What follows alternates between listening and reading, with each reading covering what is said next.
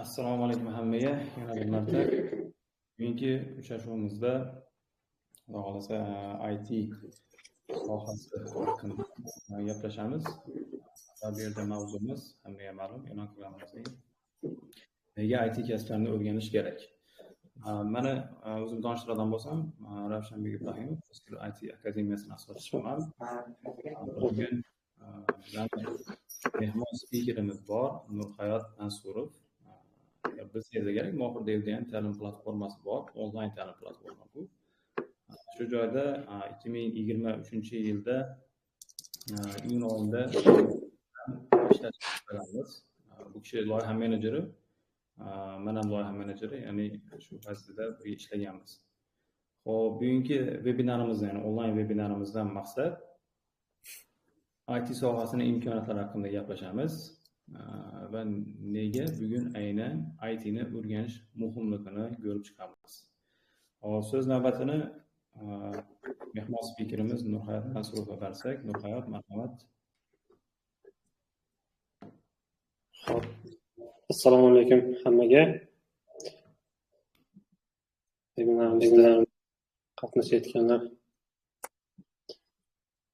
Ismim Nurhayot. O'shani aytganlaridek, Mohir deb kompaniyasida hozirgi vaqtda proyekt menejer lavozimida ishlab kelaman. Oldinlari dasturchi ham bo'lib ishlaganman.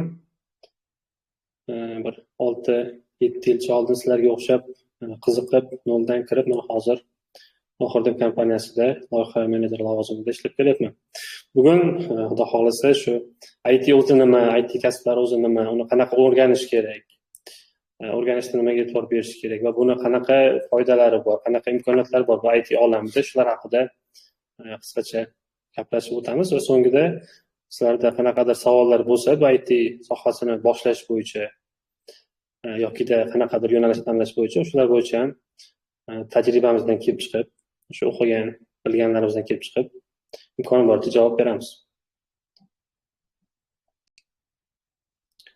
Bo'lmasa Ravshan aka e'lon bo'yicha sekin qisqacha bo'lmasa tushuntirib o'tamiz. Oxirida keyin savol-javob bo'lsa, savol-javobga javobni bersak bo'ladi. Xo'p, endi boshida boshlaymiz. Menimcha bu yerda hamma endi IT sohasini o'rganmoqchi bo'lgan, qiziqib yurgan odamlar yig'ilgan deb o'ylayman. Shunga boshidan boshlayveramiz. Qisqacha tushuntirib, IT nima o'zi, IT kasbi nima, shular haqida qisqacha gaplashamiz. Endi IT nima degan bo'lsak, IT bo'yicha informatsion texnologiyalar deyiladi. Oddiyroq aytganda, bu axborot bilan ishlashga yordam beradigan har xil texnologiyalar, vositalar, tizimlar bir majmuasi desak bo'ladi. Ya'ni ham sodda bo'ldi, bo'lmasa yana bir boshidan tushuntirib o'tamiz. O'zi maqsad nima bo'lyapti? Hozir bu bizning tinglovchilarni IT olamidagi eng mashhur, eng yaxshi hozirgi kunda talab bor sohalarni tushuntirish. Qisqacha yo'nalish berish, misol uchun o'sha soha nima vazifani bajaradi qisqacha va keyin misollar keltirib tushuncha berib o'tamiz. Yuqorida aytganimdek, IT anaqasida xohlagan odam o'ziga mos sohani topishi mumkin, qiziqishlaridan, operatoridan, qobiliyatlaridan kelib chiqib. Hamma odamning operatoriga mos sohalar bor. Introvert bo'lsa, ekstrovert bo'lsa, ekstrovertga ham bor. Kimdir kod yozish yoqmasa, unga ham sohalar bor. Yoki kimdir odamlar bilan gaplashishni yoqtirish mumkin, ularga ham yo'nalishlar bor-da. Mana shu narsalarni bir olishimiz kerak bo'ladi. Ya'ni to'g'ri yo'nalish topib olish uchun ITda juda ham ko'p yo'nalishlar bor. Hatto dasturlashda o'zi ham bir qancha yo'nalishlarga bo'lib ketadi. Front-end, back-end, masalan, mobil dasturlash bo'lishi mumkin, desktop dasturlash bo'lishi mumkin. Shunaqa yo'nalishlar ko'p. Endi bo'lmasa boshlaymiz, ya'ni qisqacha boshdan aytib o'taman. O'zi 7 tani 8 ta anaqani olgan edim. O'zbekistonda hozirgi kunda talab kirib bo'lgan sohalar. Bu o'sha birinchisi dasturlash, ya'ni dasturchi, developer deyiladi. Bu o'sha bizdagi o'zimiz kundalik ishlatadigan dasturlarni ishlashini ta'minlaydigan odamlar. Endi dasturlash, ya'ni dasturchining o'zi ham ikkiga bo'linadi. Front-end dasturchi bor, back-end dasturchi bor. Keyin yana mobil dasturchi bor. Keyin kompyuterlarga dastur tuzadigan desktop dasturchilar bor. Endi eng ko'p tarqalgani front-end dasturchilar, front-end dasturlash. Front-end dasturlash nima? Misol uchun bitta saytga kirdik, misol uchun eng mashhur kunuz.uz saytiga kirdik, bu yerda yangiliklar bor. u yerdagi ko'rinish, har xil ranglar ishlatilingan, har xil joylashuvlar bor, misol uchun elementlar. Ba'zi bir yangiliklar tepada, ba'zi birlar pastda yokida o'zini chegaralari bor. Mana shu narsani ma'lumotlar har xil chiroyli ko'rinishda ko'rinib turibdi. Mana shu chiroyli ko'rinishda ta'minlab beruvchi, ma'lumotlarni bir chiroyli ko'rinishda ta'minlovchi, ranglarini yaxshi ishlatuvchi, ya'ni umuman olganda bizga ko'rinib turgan qismini qiladigan, o'shani dasturini ko'rinishini yasab beradigan dasturchilar bu front-end dasturchilar hisoblanadi. Bu ko'proq dizayn sohasiga qiziquvchilar, shu nima deydi, kreativligi yaxshi bo'lgan, ijodiy qobiliyatlari yaxshi bo'lgan odamlar, misol uchun front-end dasturchi bo'lsa bo'ladi. Chunki unda o'sha UI bo'yicha, ya'ni ko'rinib turgan dasturni ishlaydi. Bundan tashqari backend dasturchilari bor. Bu endi uni dasturnaqasini biz ko'rmaymiz. Ularni ishi orqa tomonda bo'ladi. Misol uchun kunuz.uz, ya'ni kun.uz saytini ma'lumotlari bor. Yangiliklar ko'rinadi bizga, har xil ko'rinishda, har xil shriftlarda, har xil backgroundlarda ko'rinadi, har xil rasmlar ko'rinadi. O'sha rasmlar, har xil ma'lumotlarni orqa tomonda to'g'ri saqlash, ularni to'g'ri himoya qilish, o'sha ma'lumotlarni to'g'ri qayta ishlash bilan shug'ullanadigan dasturchilar backend dasturchilar deyiladi. Endi bu backend dasturchi bo'lish ko'proq kimlarga to'g'ri keladi? Misol uchun ko'proq muammolarni yechishni yoqtiradiganlar, har xil o'ziga challenge'larni qabul qilishni xohlaydigan odamlarga backend qulay keladi. Lekin misol uchun backend ishini ko'rmaydi hech kim, misol uchun anaqa UI'da ko'proq front-end bo'ladi, lekin backend dasturchilar dasturlashda eng asosiy ishni qiladi desak xato bo'lmaydi. Chunki orqa qism juda muhim. Bu yerda ma'lumotlarni himoya qilishingiz kerak, hujumdan himoya qilish uchun juda ham bir shifrlashingiz kerak bo'ladi, ma'lumotlarni to'g'ri saqlash kerak bo'ladi, to'g'ri uzatib berish kerak bo'ladi. Ya'ni orqada juda ko'p ishlar bor. Asosan shu ma'lumotlar xavfsizligi bilan, to'g'ri saqlash bilan, to'g'ri uzatish bilan shug'ullanadigan dasturchilar o'sha backend dasturchilar hisoblanadi.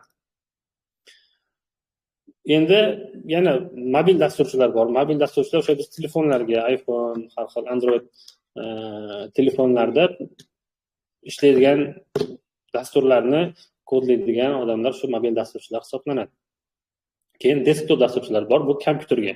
Misol uchun MacBookga, iMacga yoki har xil Windows yoki Linux operatsion tizimlariga dastur yozadigan odamlar, misol uchun kompyuter dasturchilari hisoblanadi. Bu endi shu dasturchi, ya'ni dasturlash kasbini bir anaqasi 4 ta yo'nalishda, bundan tashqari yana boshqa sohalari bor, bo'linib ketgan.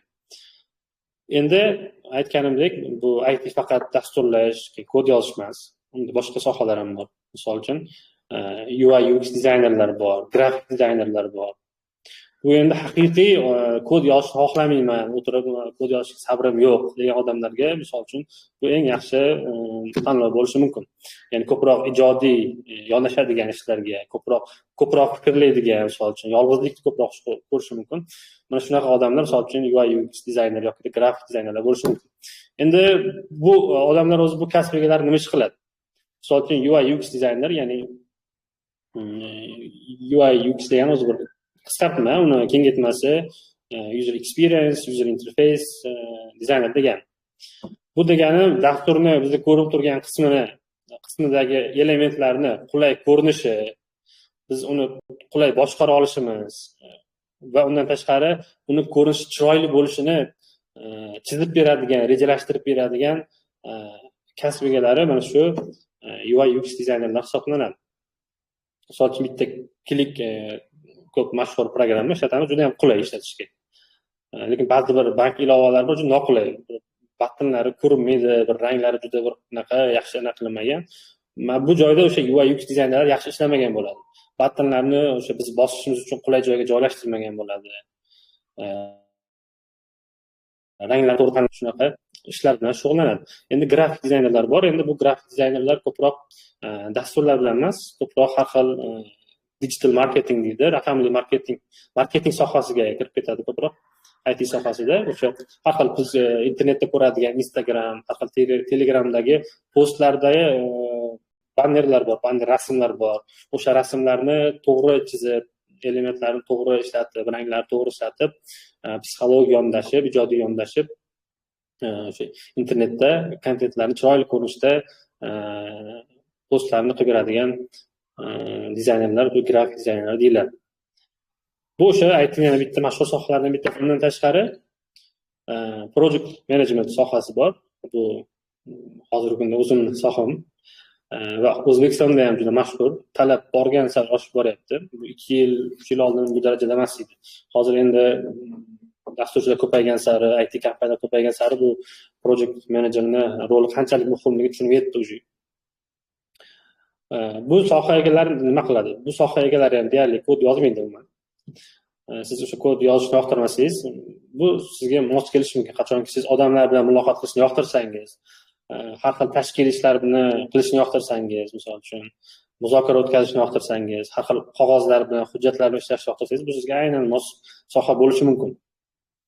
Va bu har bitta sohani o'ziga yarasha ustunliklari bor. Buni ham har xil o'ziga yarasha ustunliklari bor. Bu ko'proq o'sha muloqotni xush ko'radiganlar, ko'p gapiradiganlar, ya'ni ekstravert odamlar mana shu project management sohasini tanlasa, ko'proq ularga mos keladi.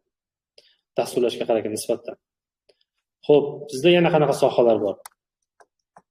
Bundan tashqari data analitika yo'nalishi bor. IT sohasida data analitik deyiladi. Bu ma'lumotlarni tahlil qiluvchi odam. Bu odamlar o'sha IT olamida juda ham ko'p hozir ma'lumotlar ko'payib ketyapti. O'sha ma'lumotlarni tahlil qiladi, o'rganadi. Chunki ma'lumot ko'paygani sari odamni qaror qabul qilishi qiyin bo'ladi. O'sha data analitik kasb egalari bizga o'sha ma'lumotlar ko'p davrda bizga to'g'ri qaror qabul qilishga yo'nalish beradi. Ular shu hisoblab chiqadi, qanaqa nima. Misol uchun deylik, kompaniyada savdo tushib ketdi bir oy.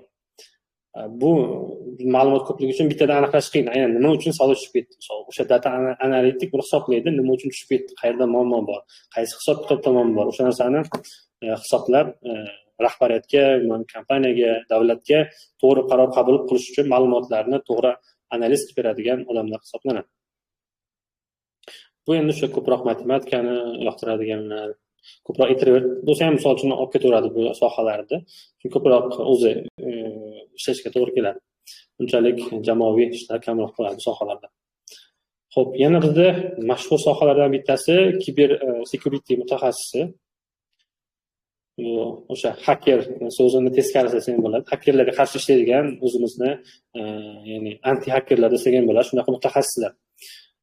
Bizni ma'lumotlarimizni to'g'ri o'sha hakkerlardan himoya qilishga mas'ul odamlar. Misol uchun bankda bizni hisob raqamimizda qanaqadir pul bo'lsa, o'sha pulni hakkerlar qanaqadir olib qo'ymasligiga javob beradigan, o'shani himoya qiladigan, o'shani dasturlarni tuzadigan, o'shanga qaraydigan mutaxassislar hisoblanadi. O'sha buni o'zi kiber security mutaxassisi hacker desak bo'ladi, faqat yaxshi ma'noda hacker, ya'ni himoya qiladi. O'sha hacker bilgan narsani hammasini biladi bu soha egalari. Faqat bu hakkerga qarshi ishlaydi. O'sha bilgan yo'llarini yopadi, qisqasi. Mana shunaqa. Bu sohaga ham hozirgi kunda talab katta, ayniqsa katta kompaniyalarda juda ham hozir bu sohaga katta. Va mutaxassislari ham hali O'zbekistonda juda ham ko'p emas. Va eng kelajagi yaxshi sohalardan bittasi hisoblanadi. Xo'p, bundan tashqari endi bizda O'zbekistonga kirib kelyapti, lekin dunyoda o'zi mashhur bo'lgan sohalardan bittasi bu AI yo'nalish mutaxassislari. Bular asosan sun'iy intellekt bilan ishlashadi. Endi hozir hamma bilsa kerak, ChatGPT, DeepSeek degan har xil sun'iy intellektlar chiqib ketgan. Mana shu platformalarni orqasida turgan mutaxassislar aynan mana shu machine learning, AI mutaxassislari hisoblanishadi. Bular misol uchun kelajakda har xil robotlarni ishlashiga ham mana shu mutaxassislar ko'p anaqa rol o'ynaydi. Bundan tashqari yana juda mashhur yo'nalishlardan bittasi QA, sifat nazoratchisi hisoblanadi. Tester deyiladi, yana bitta nomi. Bu IT sohasidagi bu kasb egalari biz ishlatadigan dasturlarni sifatli ishlashini nazorat qiladigan, o'sha nomidan ham bilinib turibdi, sifat nazoratchisi, sifatini ta'minlab beradigan odamlar, tekshirib beradigan odamlar.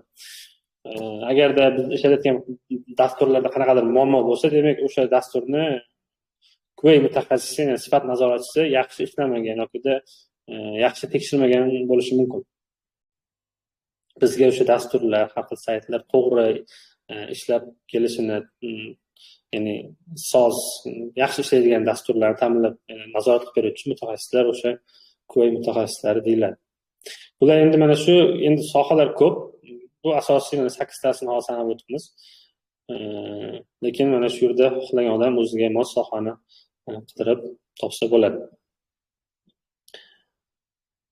Qisqasi shunaqa sohalar bor. O'shanaga sizda agar qo'shimchalar bo'lsa, qo'shib ketishingiz mumkin.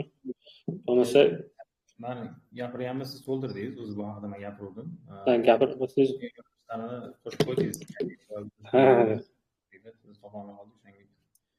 Gaplashdik. Endi ko'pchilik hozir zerikarli bo'lmasligi uchun IT yo'nalishlarini o'zi Google yozsa ham chiqadi, o'zi hammada IT yo'nalishlari chiqadi va bu haqida batafsil ma'lumot olsa bo'ladi. Aslida hozir keraklicha ma'lumot berdik deb o'ylayman. O'zi o'quv markazimizda ham o'zi IT yo'nalishlari bo'yicha o'qitamiz biz. Front-end, back-end, mobil dasturlash yo'nalishlari o'qitiladi. Dizayn bo'yicha hali qiziqishlar bildirilmadi bu bo'yicha.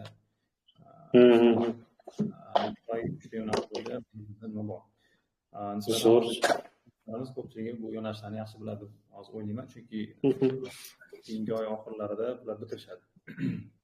Ya'ni o'qishga kelib boshlaganlar nima deydi, bu yo'nalish kasb yo'nalishini bitirib amaliyotga o'tishadi. Yoz oyigacha. O'shanga hozir nima qilsak, Nurhayot? Ikkinchi mavzu. Nega aynan IT? Shunaqa to'g'rimi? Nega zamonaviy dunyoda IT kasblariga talab nimaga oshdi?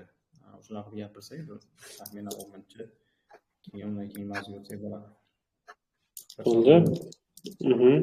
Hozir sal ko'proq gapiraveradigan odatim bor, qisqaroq qilishga harakat qilaman. Bunisini. Men uzilish bo'lmasa gapiraverasiz hozir. Ko'p cho'zilib ketdi. Shu. Menda ham kompyuterimda ishlamayapti. Men tavsiya qilmoqchi edim, bu yerda o'tirganlarga nalayiza yuboringlar, agar donishlarimiz bolalar bo'lsa, IT o'zi bilmaganlar bo'lsa, shu haqida gapirib turdi. Nechun IT ni o'rganish kerak o'zi? Nima uchun IT mutaxassisi kerak? O'qituvchi edim. Ingliz tilini bitirganman. O'tib yaxshigina hozir rezultatlar bilan yuribmiz. Va shu narsani xohlayman hamma o'rganishni. O'zi u yerda o'quv markazi ochganimizning sababi shu bo'ldi. Shu kasblarni hamma bilish kerak. Ko'pchilik hozir chetga ketadi, yo 4 yil o'qishni boshlab qo'yadi, faqat rasxod. Soxta o'rganib, o'sha nima deydi, pul ishlashga boshlasak bo'ladi. O'sha taraflarni qilishimiz kerak bo'ladi. O'shaning uchun aytyapman, agar donishlarimiz shu sohaga qiziqib yurgan bo'lsa yoki tushunmay yurgan bo'lsa, bilmay yurgan bo'lsa, aytinglar shu narsaga o'rganishni yana bir asosiy yerlarga keldik-da, shularda ishlab bo'lgan yerlar. Xo'p, bo'lmasa ham shuni boshlasak bo'ladi. Bo'ldi. Bo'lmasa endi o'qituvchilarga, ishlovchilarga o'zi nega IT sohasini tanlash kerak hozir, keyin IT orqali qanaqa daromad qilsa bo'ladi, qanaqa imkoniyatlari bor ochib beramiz. Siz aytganingizdek, bilish kerak hozirgi kunda eng imkoniyatlar bor soha hisoblanadi. Xo'p, endi shu qisqaroq qilib tushuntirib o'tamiz. Endi IT hozir nima uchun IT tanlash kerak? Birinchi o'rinda o'sha talabga qarab taklif qiladi. Hozirgi kunda talab IT mutaxassislarga endi hammamizga kerak. Hamma ITlashib ketyapti, bu yoqqa robotlashib ketyapti, elektromobillar, bu yoqqa hamma davlat tashkilotlari, xalqaro kompaniyalar hammasi birin-ketin shu o'zining saytlarini ochyapti. Hammasi internetlashib, raqamlashib ketyapti.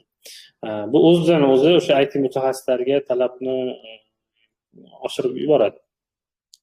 Ya'ni hozirgi kunda IT mutaxassis talabi yuqori va bu endi menimcha davomiy shunaqa bo'ladi. Ya'ni qancha odam shu erta IT sohasini tanlasa, shuncha yutadi hozir. Shuncha yutadi, tezroq o'sha natijaga erishadi. Talab borgan sari oshib boryapti hozir bozorda. Undan tashqari har bitta aytganimdek bank bo'ladimi, sog'liqni saqlash anaqalari, ta'lim, savdo, hamma tashkilotlar, hamma shu nima deydi, korporativ tashkilotlar hammasi o'sha o'zini saytlarini dasturlashib ishlar. O'zi uni sayti bo'lmasa, raqamlashmagan bo'lsa, tizimlashmagan bo'lsa, ya'ni IT tomonidan, IT texnologiyalarini o'zini o'sha tashkilotida, biznesda qo'llamagan bo'lsa, o'zi bozorda bir natijaga erisha olmaydigan bo'lib qoldi. O'shaning uchun hamma hozir shu IT ga urgan, o'zini IT naqalarini ishlatgan texnologiyalarini. Shunaqa talab oshib boryapti hozir. chunki o'zimiz ham bu sohada ishlayapmiz anchadan beri. Keyin har xil statistikalar ham bor. Hozirgi kunda kechpaya ko'rdim. Dunyo bo'yicha eng ko'p talab qilinadigan kasblar ro'yxatida IT kasblari birinchi o'rinda turar ekan hozirgi vaqtda. Va yildan yilga juda ham ko'p sifralarda kasblar yo'qolib ketyapti. Va uni o'rniga lekin IT olamida yangidan yangi sohalar chiqib kelyapti. Misol uchun ba'zi yo'nalishlar 3-4 yil oldin bo'lmaganda shunaqa yangi yo'nalishlar chiqib kelyapti. Oxirgi chiqqan misol uchun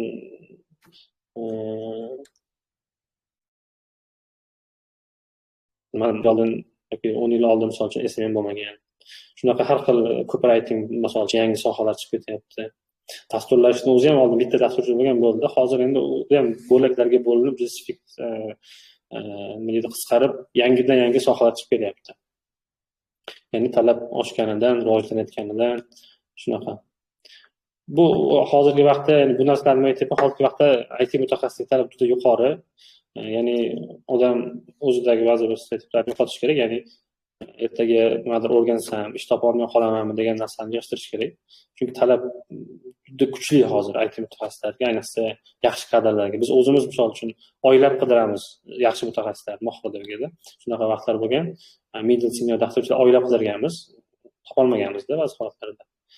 Juda muhim. Ya'ni juda yaxshi mutaxassislar ko'plar chet ellarga ishlashga ketib qoladi. Shunaqa raqobat kuchli hozir. Shuning uchun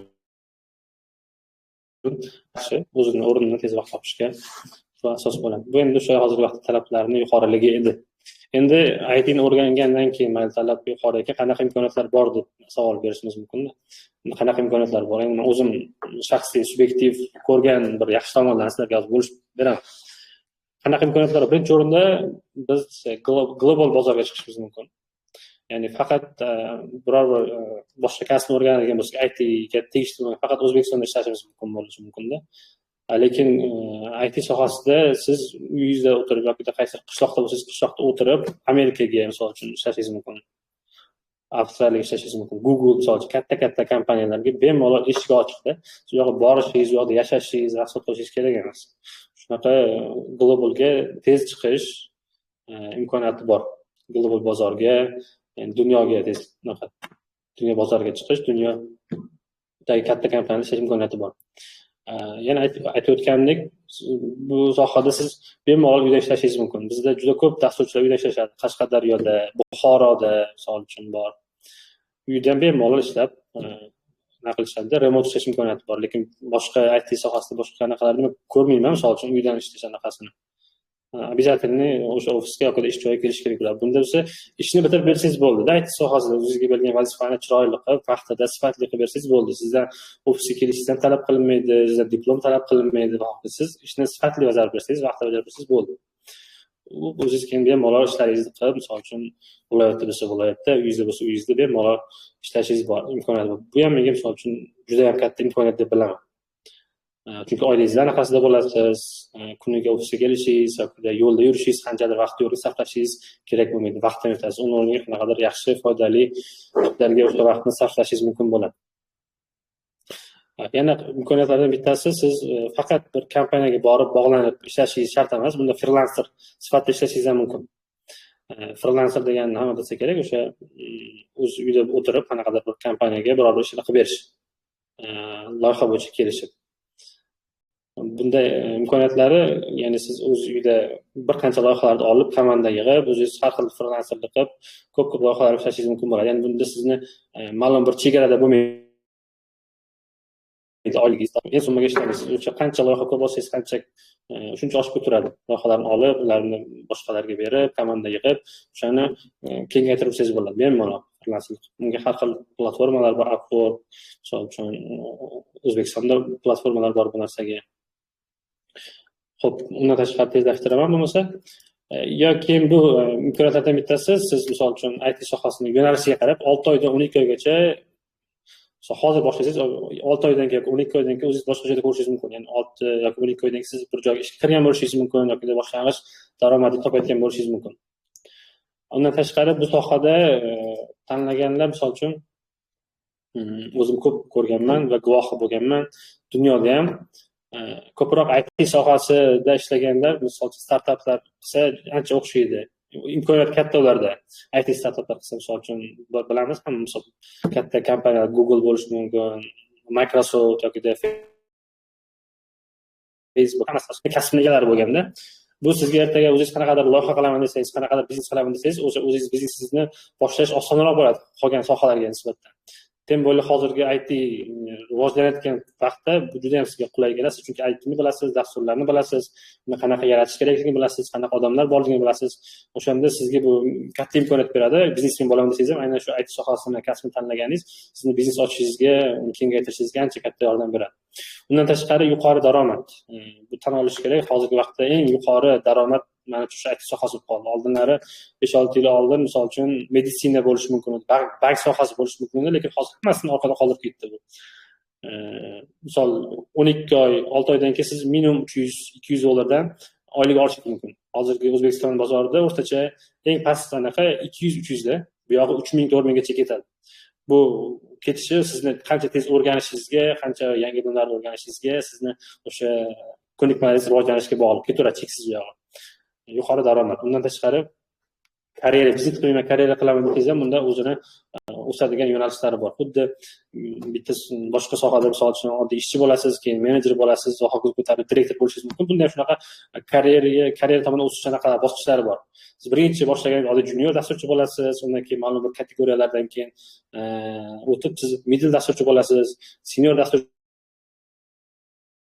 bo'lasiz, va hokazo CTO bo'lasiz. Shunaqa bunda ham karyerni rost anaqa karyera tomon o'sishga juda katta anaqa bor, yo'l bor, imkoniyatlar bor. Agar karyera tomonda o'sib, shunaqa karyera qilaman deganlarga. Undan tashqari kuchli networking bor bunda. Juda yoqadigan menga, misol uchun, siz IT sohasida ishlasangiz juda kuchli networking yig'iladi. Atrofingizda kuchli insonlar bo'ladi, kuchli fikrlaydigan. Chunki bitta oddiy, misol uchun, QA sohasi bo'lib ishga kirsangiz ham, siz atrofingizda dasturchilar bo'ladi, data analitik bo'ladi, product manager, proyekt menejer, hammasi o'ziga yarasha ko'nikmalari bo'ladi va har biri o'ziga yarasha juda bir unik zamonaviy fikrlaydigan odamlar bo'ladi. Shunaqa orqali siz atrofingizda kuchli odamlar yig'iladi va bu обязательно sizga ham ta'sir qiladi, kuchli fikrlashingizga, kuchli networking, kuchli tanish bilishlaringiz bo'lishiga. Bu ham yaxshi, chunki qolgan sohalarga nisbatan bu IT sohasida boshqacha fikrlaydi bilaman, qanaqadir zamonaviyroq, boshqacha kuchli narxlari bor. Bundan tashqari siz o'sha zamonaviy bilimlardan doim xabardor bo'lib turasiz. Bir qancha sohalar ichidan o'rganishingiz mumkin. Bir qurilishga qilasiz. Bu orqali siz o'sha sohani ichiga kirasiz. Faqat bitta IT sohasini, o'sha IT meditsina sohasini o'rganishingizga to'g'ri keladi, qurilish sohasini o'rganishingizga to'g'ri keladi. Bu sizni o'sha nima deydi, ko'proq bilimlarni olishingizga sababchi bo'ladi. Asosan mana shunaqa imkoniyatlar bor. O'shalarga ancha ko'proq gapirib bordim.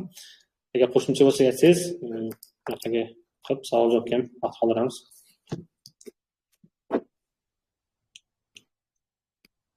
To'g'ri. Hamma fikrlarga qo'shilaman. Xuddi shunaqa, ya'ni asosiy eng kerakli hozir aytadigan bo'lsak, istalgan joydan ishlash mumkin, keyin yaxshigina oylik olish mumkin. Diplom talab qilinmaydi. O'shaning uchun, ya'ni bu aytganingizdek, 6 oydan 12 oy muddat ichida siz kasbga bo'lib turibsiz, ya'ni zamonaviy kasb va unga minimum oylik 200-300 dollar to'lanadigan. Agar siz junior dasturchi bo'lib chiqsangiz yoki shunaqa mutaxassis bo'lib chiqsangiz, IT yo'nalishida IT sohasini amaliyotga kirishib, oylik olishni boshlash uchun. Va amaliyot baribir muhim, amaliyot degan narsa, ya'ni hamma o'rganish boshlasa, shu darajaga yetishadi darrov degani emas bu. Hammani o'zini nima deydi? Hammasiga qaraydi, ya'ni harakatiga, boyi muomalasiga, keyin kirishiga, bu yerda ham qanaqadir nimalar bor, ya'ni bosqichlar bor. O'shalar keyin o'sha haqida gapirsak, ya'ni IT mutaxassisi bo'lish uchun qanday ko'nikmalar kerak? Shu qismga keldik-mi? IT mutaxassis bo'lish uchun qanday ko'nikmalar kerak? Ya'ni shular haqida nima qilaylik? Ya'ni siz o'zingiz dasturlashdan boshlagansiz. Men dasturlashdan boshlamaganman, siz dasturlashdan boshlagansiz faoliyatingizni. Va hozir loyiha menejerisiz. Demak, dasturlashni nimadan boshladingiz? Ya'ni nima ko'nikmalar kerak bo'lar ekan bunda, shular haqida. Sizni tajribangizni aytsangiz, keyin qolganiga qo'shimcha qilaman. Bo'ldi. Xo'p, o'zi IT nima degan imkoniyatlar bor haqida ham aytdik. Endi o'sha ko'nikmalar haqida gaplashamiz. ya'ni nima desa bo'ladi, muvaffaqiyatli o'sha sohani egasi bo'lish uchun IT olamida qanaqa ko'nikmalar kerak bo'ladi degan savolga javob berib o'tamiz. Endi IT sohasida muvaffaqiyatli bo'lish uchun asosan ikki turdagi ko'nikmalar kerak bo'ladi. Bu o'sha ingliz tilida hard skill, soft skill deb ko'p aytiladi. O'zbekcha tarjimasi misol uchun hard skilllar texnik bilimlar, texnik ko'nikmalar desak bo'ladi. Soft skilllar bo'lsa shaxsiy ko'nikmalar deb aytsak bo'ladi.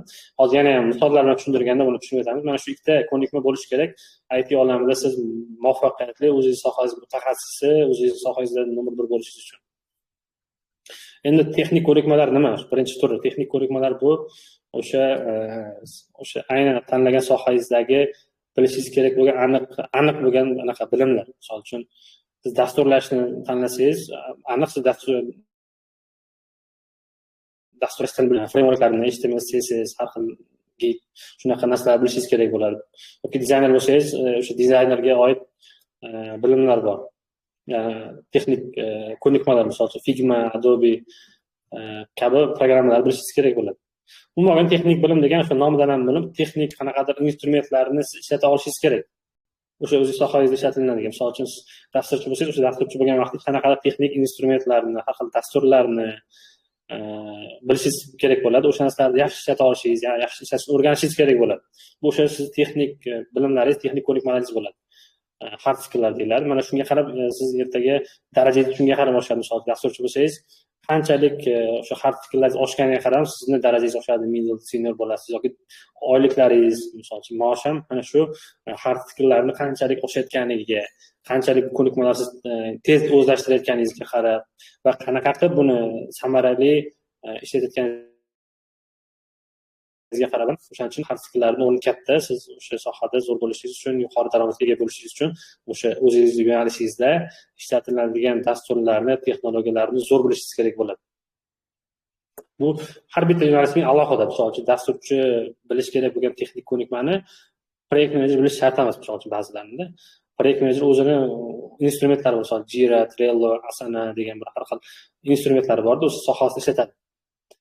O'sha narsalarni bilish kerak bo'ladi. Bu o'sha texnik ko'nikmalar. Men tushunarli bo'ldi deb o'ylayman. Endi texnik ko'nikmalar odam rivojlantirib olsa bo'ladi. O'zi sabr bo'lsa, internetdan qarab ko'rib, bemalol o'rgansa bo'ladi. O'sha ro'yxatlarni tuzib olib. Eng muhimi endi boyagi soft skilllar bu yerda, shaxsiy ko'nikmalar deyiladi. Texnik ko'nikmaga bir nima deydi, qo'shimcha qilib keting, Nurhat. Aha, bizlar bemalol. Texnik ko'nikma, IT kasb bo'ladimi, boshqa kasb bo'ladimi, hammasi hard skill degan narsa aynan shu sohani nazariyasi degan narsa, ya'ni buni ko'nikmasi degan narsa hisoblanadi. Ya'ni siz hozir dasturlash o'rganadigan bo'lsangiz, u dasturlash bo'yicha masalan kod yozasiz, to'g'rimi? Ya'ni boya aytilgandek HTML, CSS, ya'ni ketma-ketlikda ketadi. Ya'ni bu texnik bilimlari deganda mana shular aytilyapti. Ya'ni texnik bilimlar bu o'sha fanni nazariyasi, bilimi va uning ichidagi tajribasi kiradi. Ya'ni to'liq o'sha o'rganayotgan hozir o'quv markazida o'qib bilisizlar-ku, o'zbekcha xo'jayapti. Zo'r. O'zi bu bilimlar aslida. Endi qachon soft skill boshlanadi? Soft skill qachon kerak bo'ladi? O'zi nima bu soft skill? Ana shu vaqtda gaplashamiz. Soft skill bu o'rganish bilimlaridan alohida narsa. Bu xususiyat. Bu narsani ahamiyati hard skilldan ham muhim aslida. Hozir shu haqida aytamiz. Qiziq. O'zi siz yaxshiroq tushuntirar ekansiz, menga qaragan desam. Mayli, xo'p, agar chala bo'lsa yana qo'shimcha qila olasiz. Endi soft skilllar masalasiga keladigan bo'lsak, bu o'sha shaxsiy ko'nikmalar deyiladi. Bu eng muhimi. Bu narsani siz o'sha soha tanlashingizdan oldinroq aniqlashingiz kerak, bilishingiz kerak bo'ladi. Chunki ba'zi bir soft skilllar odamda tug'ma bo'ladi-da. Ba'zilarini rivojlantirish qiyin bo'ladi. O'shaning uchun bu muhim.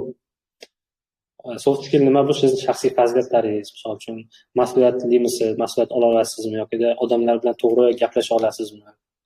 To'g'ri muzokara qila olasizmi, misol uchun deylik. Yoki odamlar bilan gaplashishga yoqadimi yoki o'zingiz ishlashga yoqadimi? Sabrlimisiz, qat'iyatlimisiz yoki tanqidni qabul qilasizmi, misol uchun? Qobiliyatlaringiz nimada sizning kuchli tomonlar? Mana shunga qarab bu soft skilllar shakllanadi. Shunga qarab o'zingizni aniqlasangiz bo'ladi. Va sohani tanlayotgan vaqtda ham mana shu soft skilllaringizga, sizdagi bor soft skilllarni, kuchli soft skillarga qarab soha tanlasangiz, ko'proq o'sha sohada tezroq rivojlanasiz, muvaffaqiyatga erishish ham yaxshiroq bo'ladi. Misol deylik, sizda soft skilllarda muloqot qilish qobiliyati yaxshi bo'ladigan bo'lsa, proyekt menejmentda yoki produkt menejment sohasini tanlasangiz tezroq rivojlanishingiz mumkin, chunki o'sha kasbda bu eng muhim ko'nikmalardan biri hisoblanadi-da, chunki asosiy ish shu bo'lgani uchun.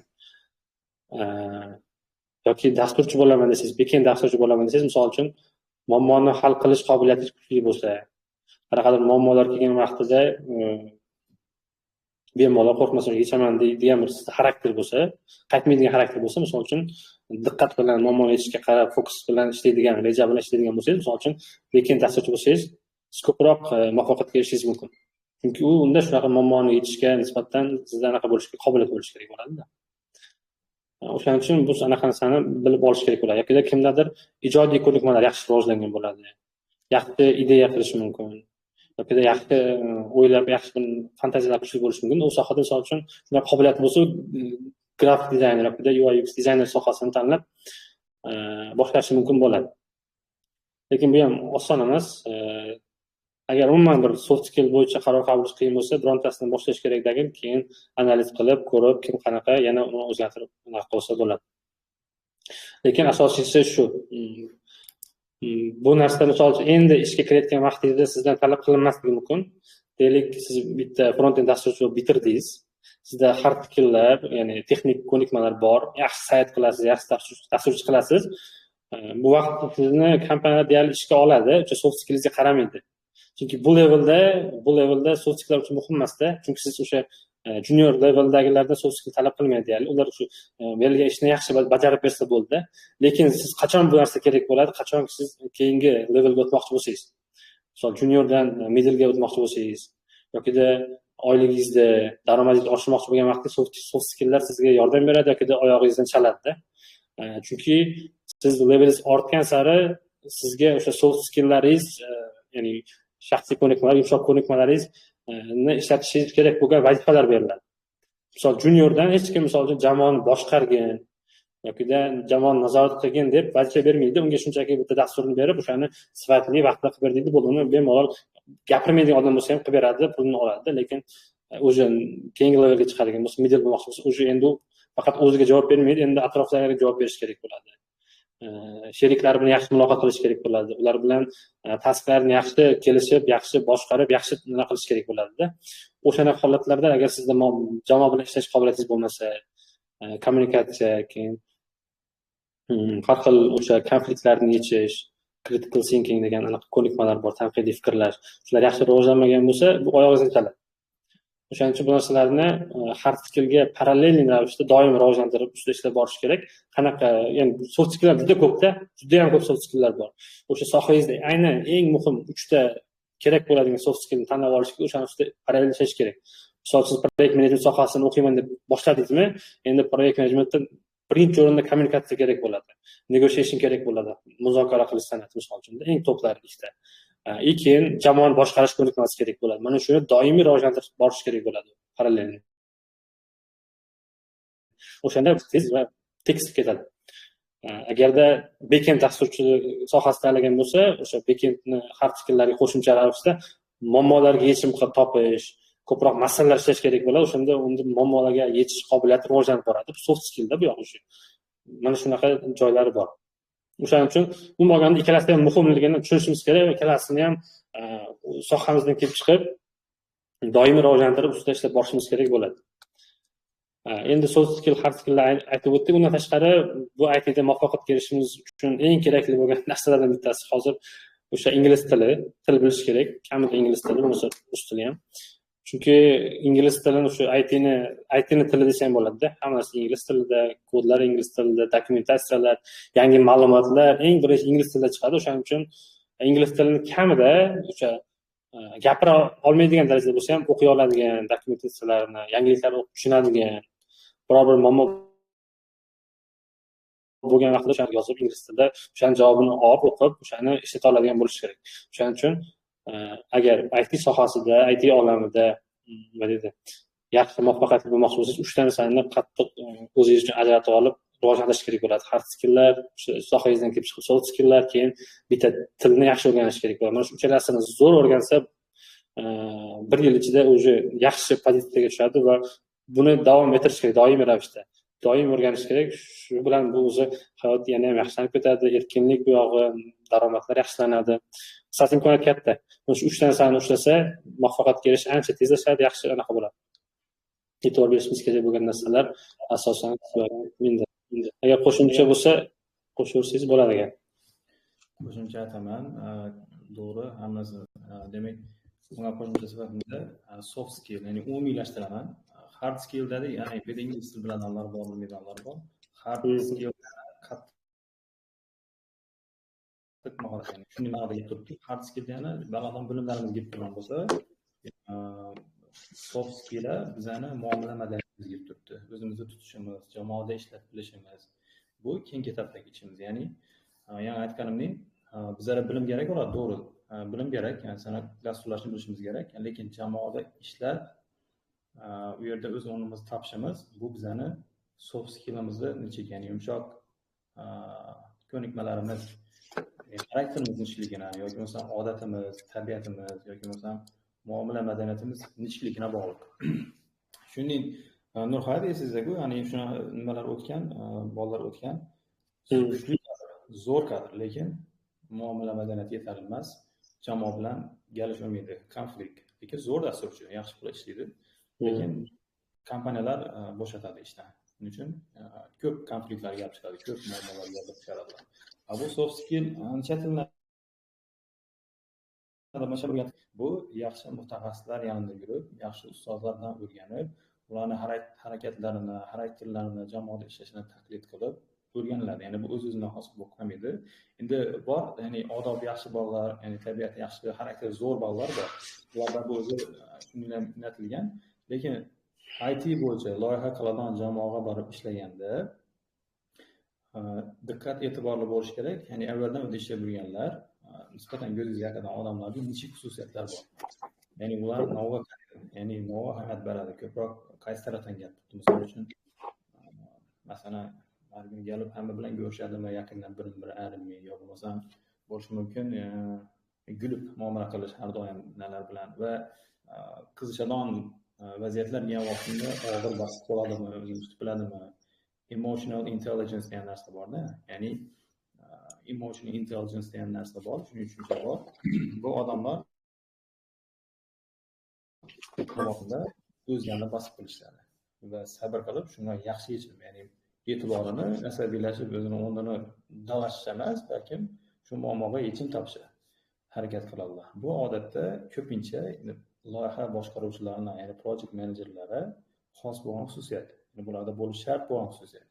Agar bu dasturchi sifatida yoki dizaynermi yoki xohlagan bir istalgan bir kasbingiz egasi bo'lib turib, agar sizda emotional intelligence shu darajaga yetsa, siz bilan hamma ishlasa keladi. Hamma siz yoningizda yurasi keladi, hammasi sizga o'xshasi keladi. Bu narsa shu ikkinchisi. Va uchinchisi, zo'r aytildi, yaxshi keltirildi. Bu narsani aytdim, ingliz tili. Ingliz tili bu meni ham, ya'ni o'zimning kimdagi narsa. Nurhayat, biz o'quv markazimizda ingliz tilini tekin qo'yganmiz. Agar IT-ni o'qisa, IT-ni o'qigan bolalar, IT yo'nalishida ketgan bolalarga qo'shimcha majburiy o'rganish tekin. Ya'ni pul to'lamasdan o'qiydi. Shu IT-ni o'ziga to'lagan puli bilan o'qiydi. Sababi nimaga? Aynan shu, mana hozir aytgan narsangiz, uchta narsa kerak bo'ladi. Shuning uchun biz yaxshi ustozlarni olishga harakat qildik. Ya'ni nisbatan yaxshi, nima deydi, boshqa ustozlardan yaxshiroq bo'lgan ustozlarni tanlashga harakat qildik. Ikkinchidan, ingliz tili bilan birga shu IT kasbini bitirib chiqsa deganman. Chunki ingliz tilini o'zini bir yilda o'rgansa bo'ladi, ingliz tilini o'zini. Nisbatan gapirib, demak, fikrlarni ifodalasa bo'ladi. Nimaga kerak o'zi ingliz tilini o'rganish desa, shu boya aytilganidek, ya'ni IT-ni mana agar dasturlash bo'ladigan bo'lsa, terminlar, o'zi dasturlash o'rganmaganlar o'zi ko'rdi. Terminlar, ya'ni shuni belgilar ingliz tilida. Keyin zo'r materiallar, zo'r narsa ingliz tilida. Agar siz bu o'quv markazida o'qib ustozi, misol uchun, yoki o'qigan bo'lsangiz ham, bu yerni bitirgandan keyin rivojlanish uchun, ya'ni ustingizda ko'proq ishlashingiz uchun siz ingliz tili kerak bo'ladi. Chunki ingliz tili platformalarida inglizcha kurslar bor. Bularni xudo xohlasa bizani bitiradigan o'quvchilarimizga bu hammasi emas. Ya'ni bundan tashqari, ya'ni keyingi bu aytdingiz-ku, junior dasturchi bo'lsa, middle dasturchi bo'lsa, keyin senior dasturchi bo'lsa, ketma-ket o'rganadigan materiallar bor. Ana shu materiallarni ham beramiz deyapmiz-da. O'rganadigan darslar, Coursera'da o'rganadigan darslar, YouTube'ning o'zida ayrim darslar bor, mutaxassislarni, ya'ni rivojlangandan keyin, ya'ni bu kursni biz kurs tugatgandan keyin o'rganish kerak bo'lgan, ya'ni mustaqil o'rgana oladigan darajaga chiqqandan keyin o'rganish kerak bo'lgan darslar ro'yxatini beramiz deyapmiz-da. Shuning uchun nima kerak?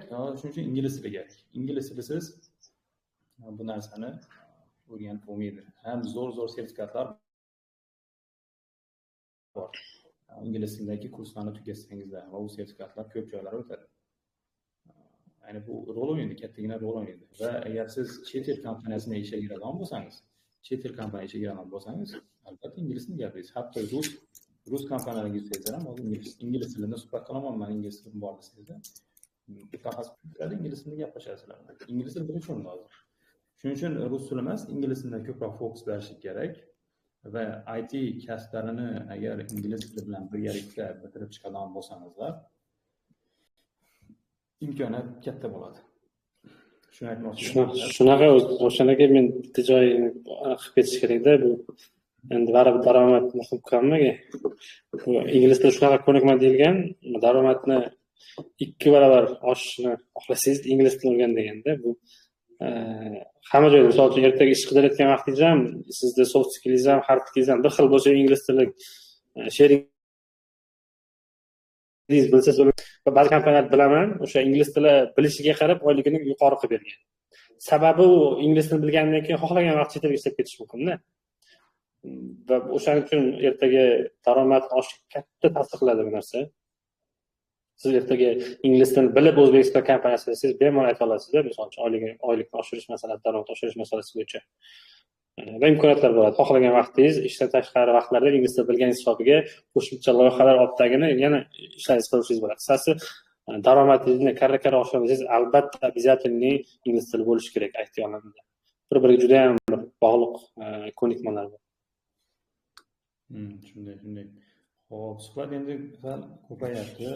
Nihoyat ko'pchilik vaqtini olmasligi uchun yana qisqaroq qilaylik. Keling, dangallanib maqsadga o'taylik. Bu mayli tushuntirdik. IT sohasini shunaqa zo'r ekan, yaxshi, demak daromad bor ekan, namuna o'tiribdi, yaxshi daromad olib, ishlab faoliyat yuritgan. Va endi maslahat, sizdan ochiq maslahat, endi men o'zim bu yerga egasi bo'lib anaqa maslahat berganman, siz berganingiz yaxshi, mehmon sifatida ishlab yuribsiz, anchadan beri tajribangiz bor, dasturchilikdan va loyiha boshqaruvida ham ishlayapsiz va katta yaxshi kompaniyada ishlayapsiz, zo'r kompaniyada ishlayapsiz. Endi tajribangizni, IT-ni o'rganishni qachon va qanday boshlash kerak? Shunaqa gapirsak, ya'ni necha yoshdan boshlash kerak o'zi, qanaqa yondashish kerak o'zi, necha yoshgacha o'zi IT-ni o'rganish, masalan 40 yoshda o'rgansa bo'ladimi? Endi bu shunaqa gaplashsak, endi IT-ni qachon, qanday o'rganish masalasi bo'yicha ham endi bu qancha tez boshlasa shuncha yaxshi. Endi bu qancha tez boshlasa shuncha yaxshi ayni damda. Undan tashqari keyin agar yosh jihatdan qaraydigan bo'lsak, manimcha 7 yoshdan boshlab yo 7-12 yoshdan boshlab bemalol o'rgansa bo'ladi, bu yoqqa 50-40 yoshgacha. Chunki bizda necha yosh 50 dan ziyodda IT sohasida ishlaydigan odamlar bor. Haligacha ishlab.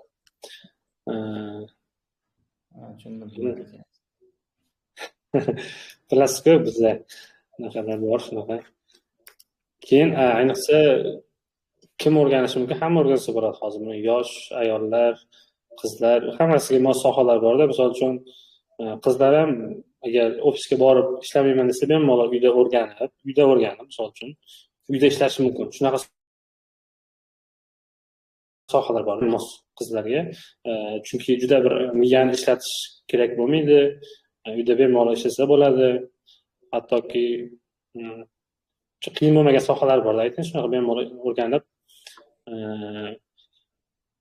Men bunga misol uchun qanday javob berishimiz, hamma o'rgansa bo'ladi. Muhimi tezroq boshlash kerak. O'ziga qobiliyatlardan kelib chiqib o'rganishni boshlasa, chegarasi yo'q. Misol uchun 25-30 yoshdagi odam bu savol berish shart emas. Men o'zim kechmi ertami degan narsa. U bemalol o'rganish kerak. o'rgangani yaxshi baribir. Chunki boshlagan shuni aytingchi, necha yoshda? Men 27 yoshda boshlaganman, to'g'risi. men hozir bitta kompaniyani egasi bo'lib yuribsizman aka. O'shani aytish kerak. Shunaqa. O'zim menmi? Men 20 yoshlarda boshlaganman, 29. Karantin vaqtlari boshlaganman. Ochig'i. Dinozavrlar ekansiz.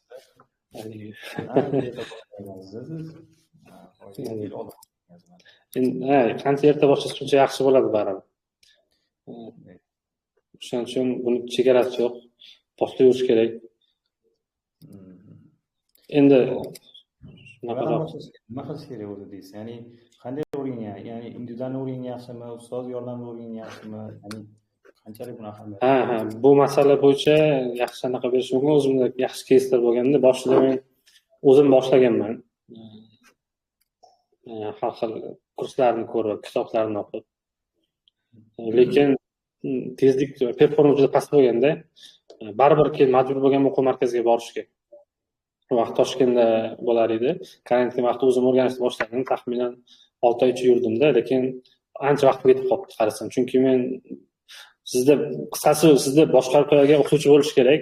Shuni bilganman-da, u o'qituvchi sizga to'g'ri yo'l ko'rsatadi. O'sha manzilingizni aytsangiz, o'sha manzilga tez yetib boradigan yo'lni biladi, kerakli materialni biladi, kerakli kitobni, kerakli kursni, kerakli ma'lumotlarni biladi-da. Agar bu narsalar sizda bo'lmasa, siz bu yoqqa boshingizni urasiz, bu yoqqa boshingizni urasiz, sekin bo'ladi bu manzilga yetishingiz. Aytayotgan 6-12 oy o'sha mentor bilan bo'lgan vaqtda, agar siz o'zingiz bo'lsangiz, kamida 1 yil, 2 yil yurishingiz kerak bo'ladi-da. Yo'lingizni topib olguningizcha. O'shaning uchun mentor bo'lgani обязательно kerak. Birinchi o'rin ustoz topish kerak bo'ladi bu sohada. Tezroq agar natijaga erishaman, o'zimni o'rin topaman deydigan bo'lsa.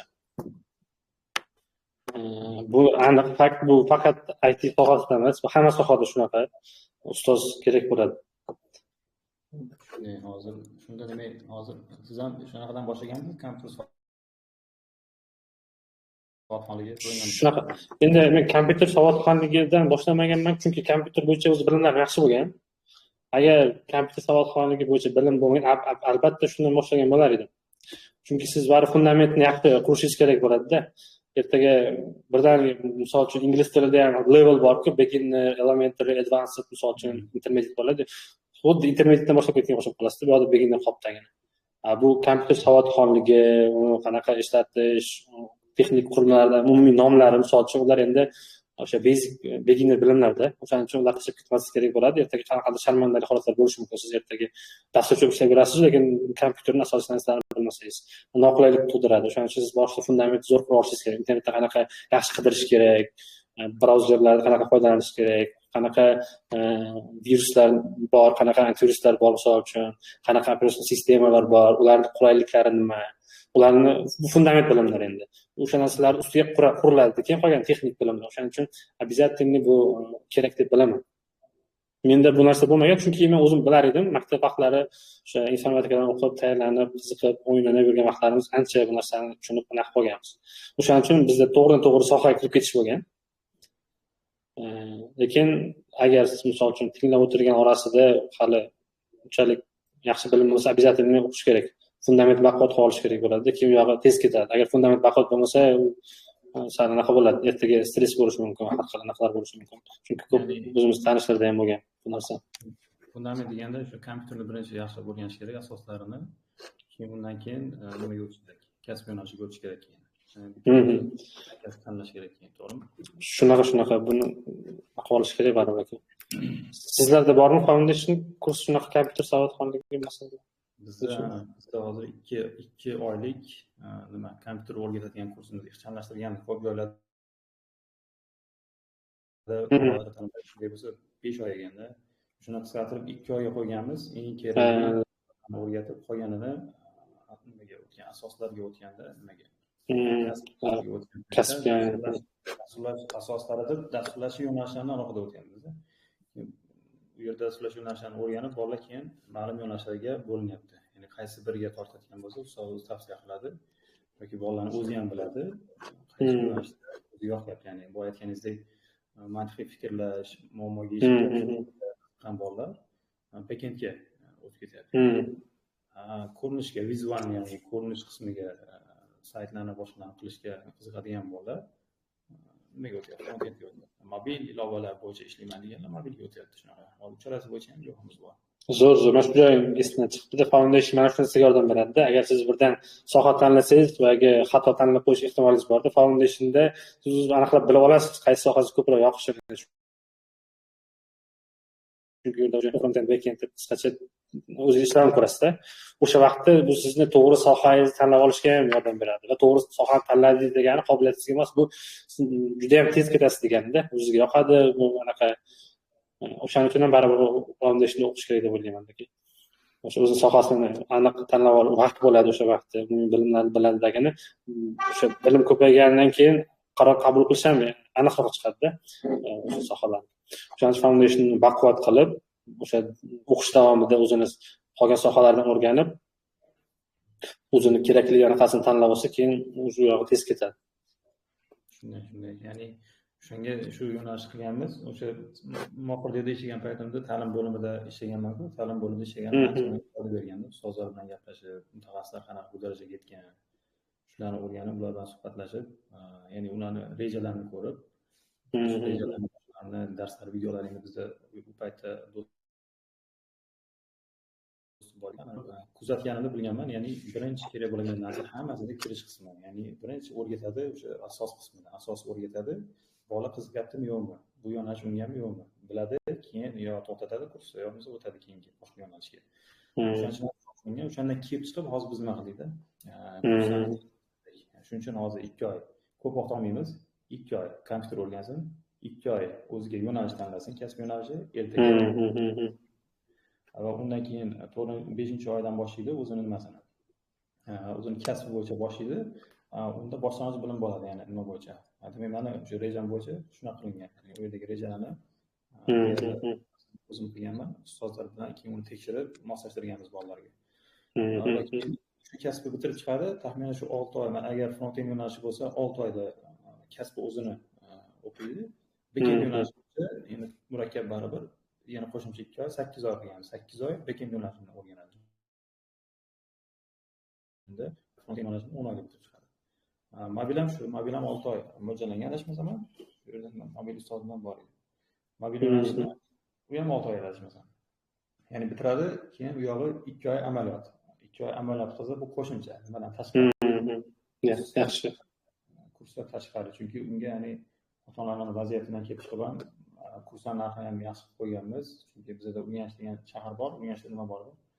O'quv markazimiz bor. Biroz nima narxlar qimmatroq bo'lganidan ko'pchilik bormas ekan. Ya'ni o'shaning uchun narxida qilib qo'yganmiz o'quv narxlarini va unga qo'shimcha tarzda ingliz tilini qo'yib qo'yganmiz. Ko'pchilik bilmagan narsa. Ingliz tilida bir vaqt inglisga pul to'lamaydi, mana shu aytning o'zini o'qib chiqadi. Mutaxassis bo'ladi. Yana bitta zo'r tarafi nimada bilasizmi?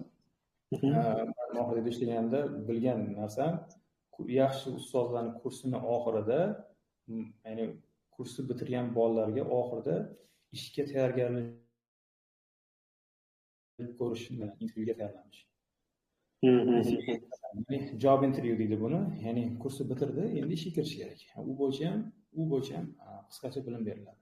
Ya'ni o'sha joyi ham rejaga qo'shib qo'ydik.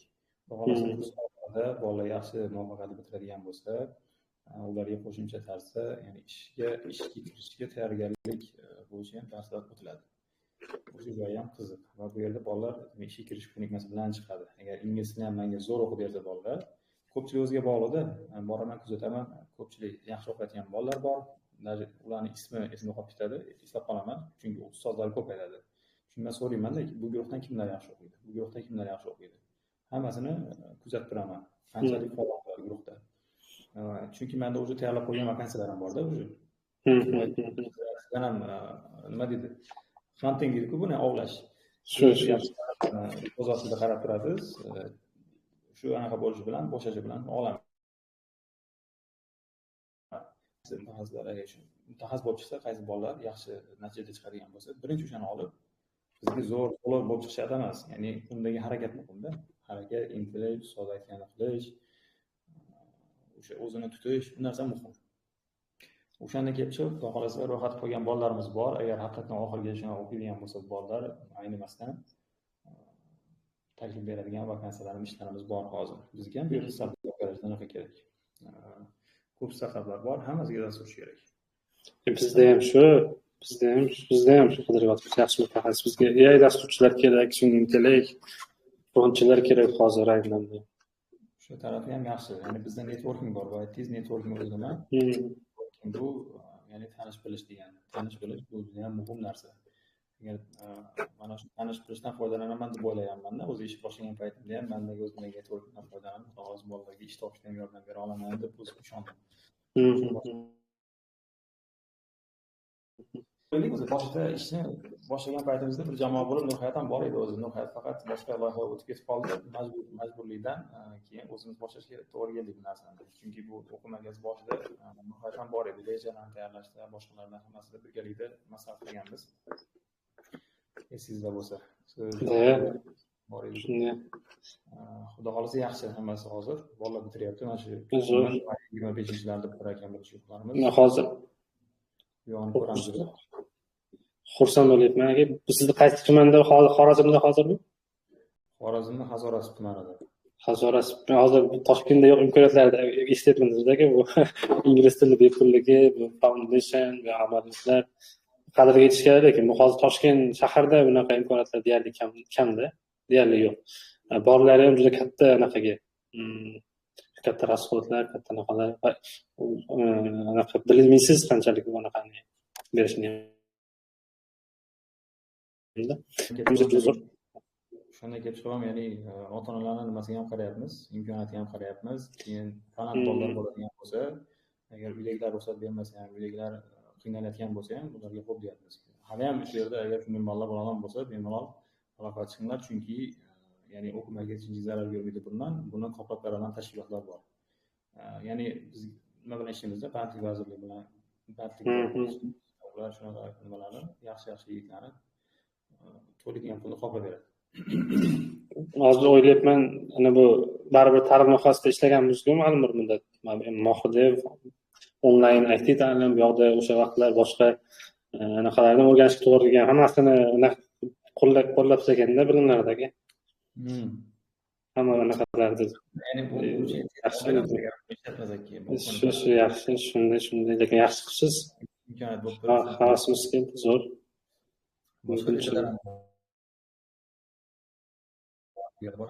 Hamkorlik qilish niyatimiz bor. Bu yerda bu binomiz o'zida startaperlarni ham, ya'ni startap nima bu? Startap bu biznesni boshlanish bosqichi, innovatsion yondashilgan bizneslarga startap deyiladi. Va buni boshlanish bosqichida startaplar ya'ni shu IT yo'nalishi bo'yicha startap qilgan mutaxassislar biz yetishtirib chiqarib turibmiz hozir. Tayyorlab turibmiz. Bu bo'yicha ham xudo e'lon qilamiz. Banimizda hozir bir tarafimiz joy-joyga tushaganlik, keyin uni ham e'lon qilamiz. Bu bo'yicha ham yaxshigina ishlar qilsa bo'ladigan joylarni ko'rib turibmiz. Xudo xolasa uni ham amallaymiz. Uni ham qo'llaymiz, hammasini qo'llaymiz. Faqat bolalar yaxshi o'zlashtirsalar bo'ldi biz uchun. Yaxshi o'zlashtirsalar, yaxshi o'qib bersa. Yaxshi. Imkoniyatdan foydalanish kerak, lekin shahar markazida hozir bunaqa imkoniyatlar yo'q ochig'i. Hatto viloyatlarda markazda yo'q-da. Men o'zim Jizzaxdaman, Jizzax viloyatida 2-3 yil oldin bordim. Bunaqa ekosistema, bunaqa nima deydi, bunaqa yo'q. Bitta o'quv markazida bo'lmaganda. Chunki talaba ham yaxshi bo'lmagan, talaba ham bunaqa tartib ham yaxshi bo'lmagan. Agar bu hammasi bo'lsa juda ham yaxshi imkoniyat. O'sha yoqda turib o'rganish, ustoz, yo'l-yo'riq, aytgan networking masalasi bor. O'zingiz ham baribir IT ta'limda ishlagansiz. Yaxshi anaqa qilsa bo'ladi. Shunaqa. Endi hozir hammaga aytmoqchi bo'lgan narsam 31 kishi bo'lmiz hozir bu yerda. Eshitganlar uchun rahmat. Endi bu yerda navbaringlar savollar bo'lsa, eng yaxshi 3 dona savolni tanlab beradi bizlar Nurhayot.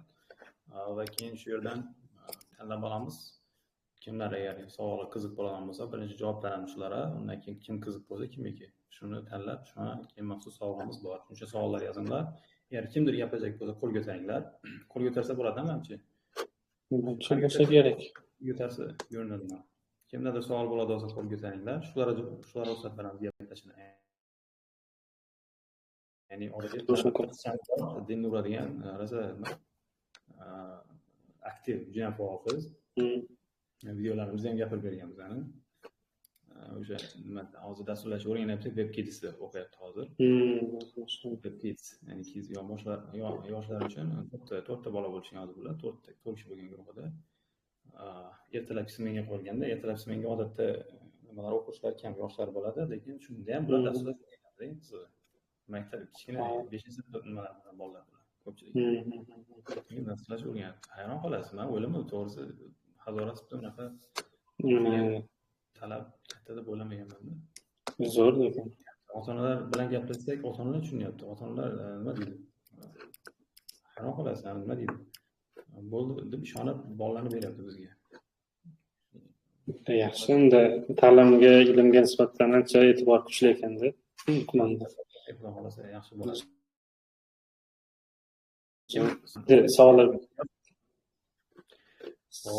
bo'lsa, malol berish mumkin. Shu bo'lib shunaqa o'qib beraman o'zi. Qo'ldan kelgancha. Hop, savol qarang. O'chib. Bemalol bersa bo'ladi, misol uchun. Savol qarang. Hacker bo'lish uchun qaysi yo'nalishda o'qish kerak degan savol chiqdi.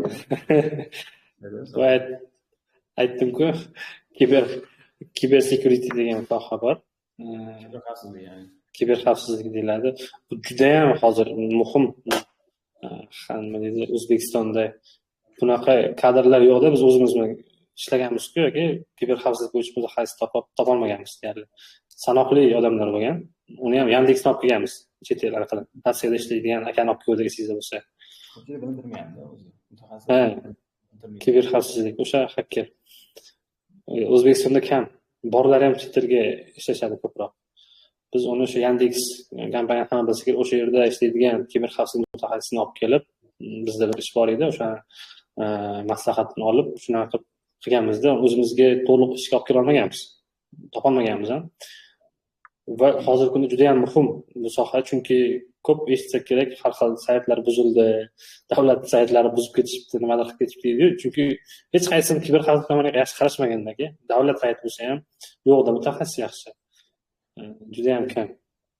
Hozir endi va bu qayda o'rganamiz deyapti, Dilnura. Nima desak bo'ladi?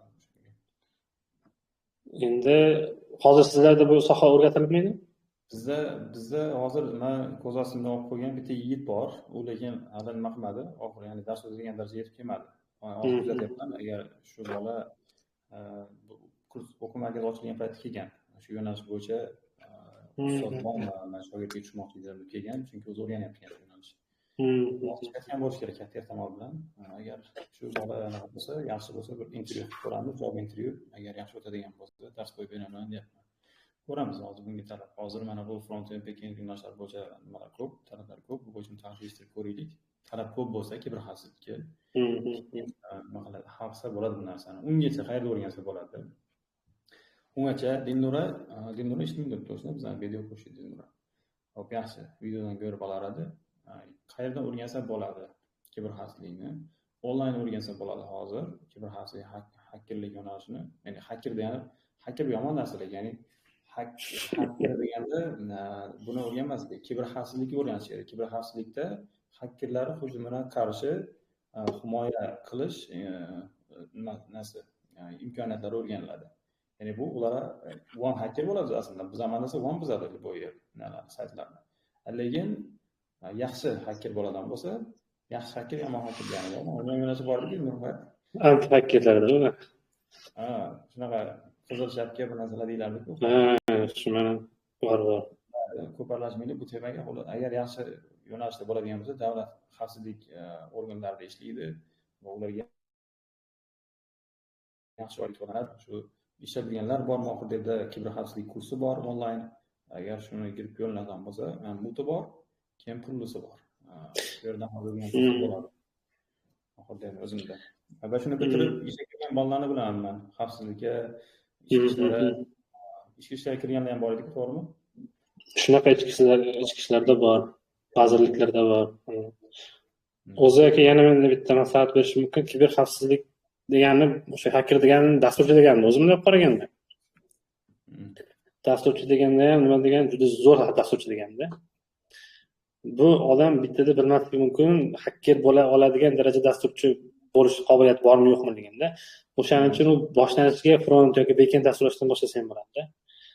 Agar misol uchun frontga chiday olmasa, front dasturlashda backendchi bo'lish qiyinda. Anaqalarga.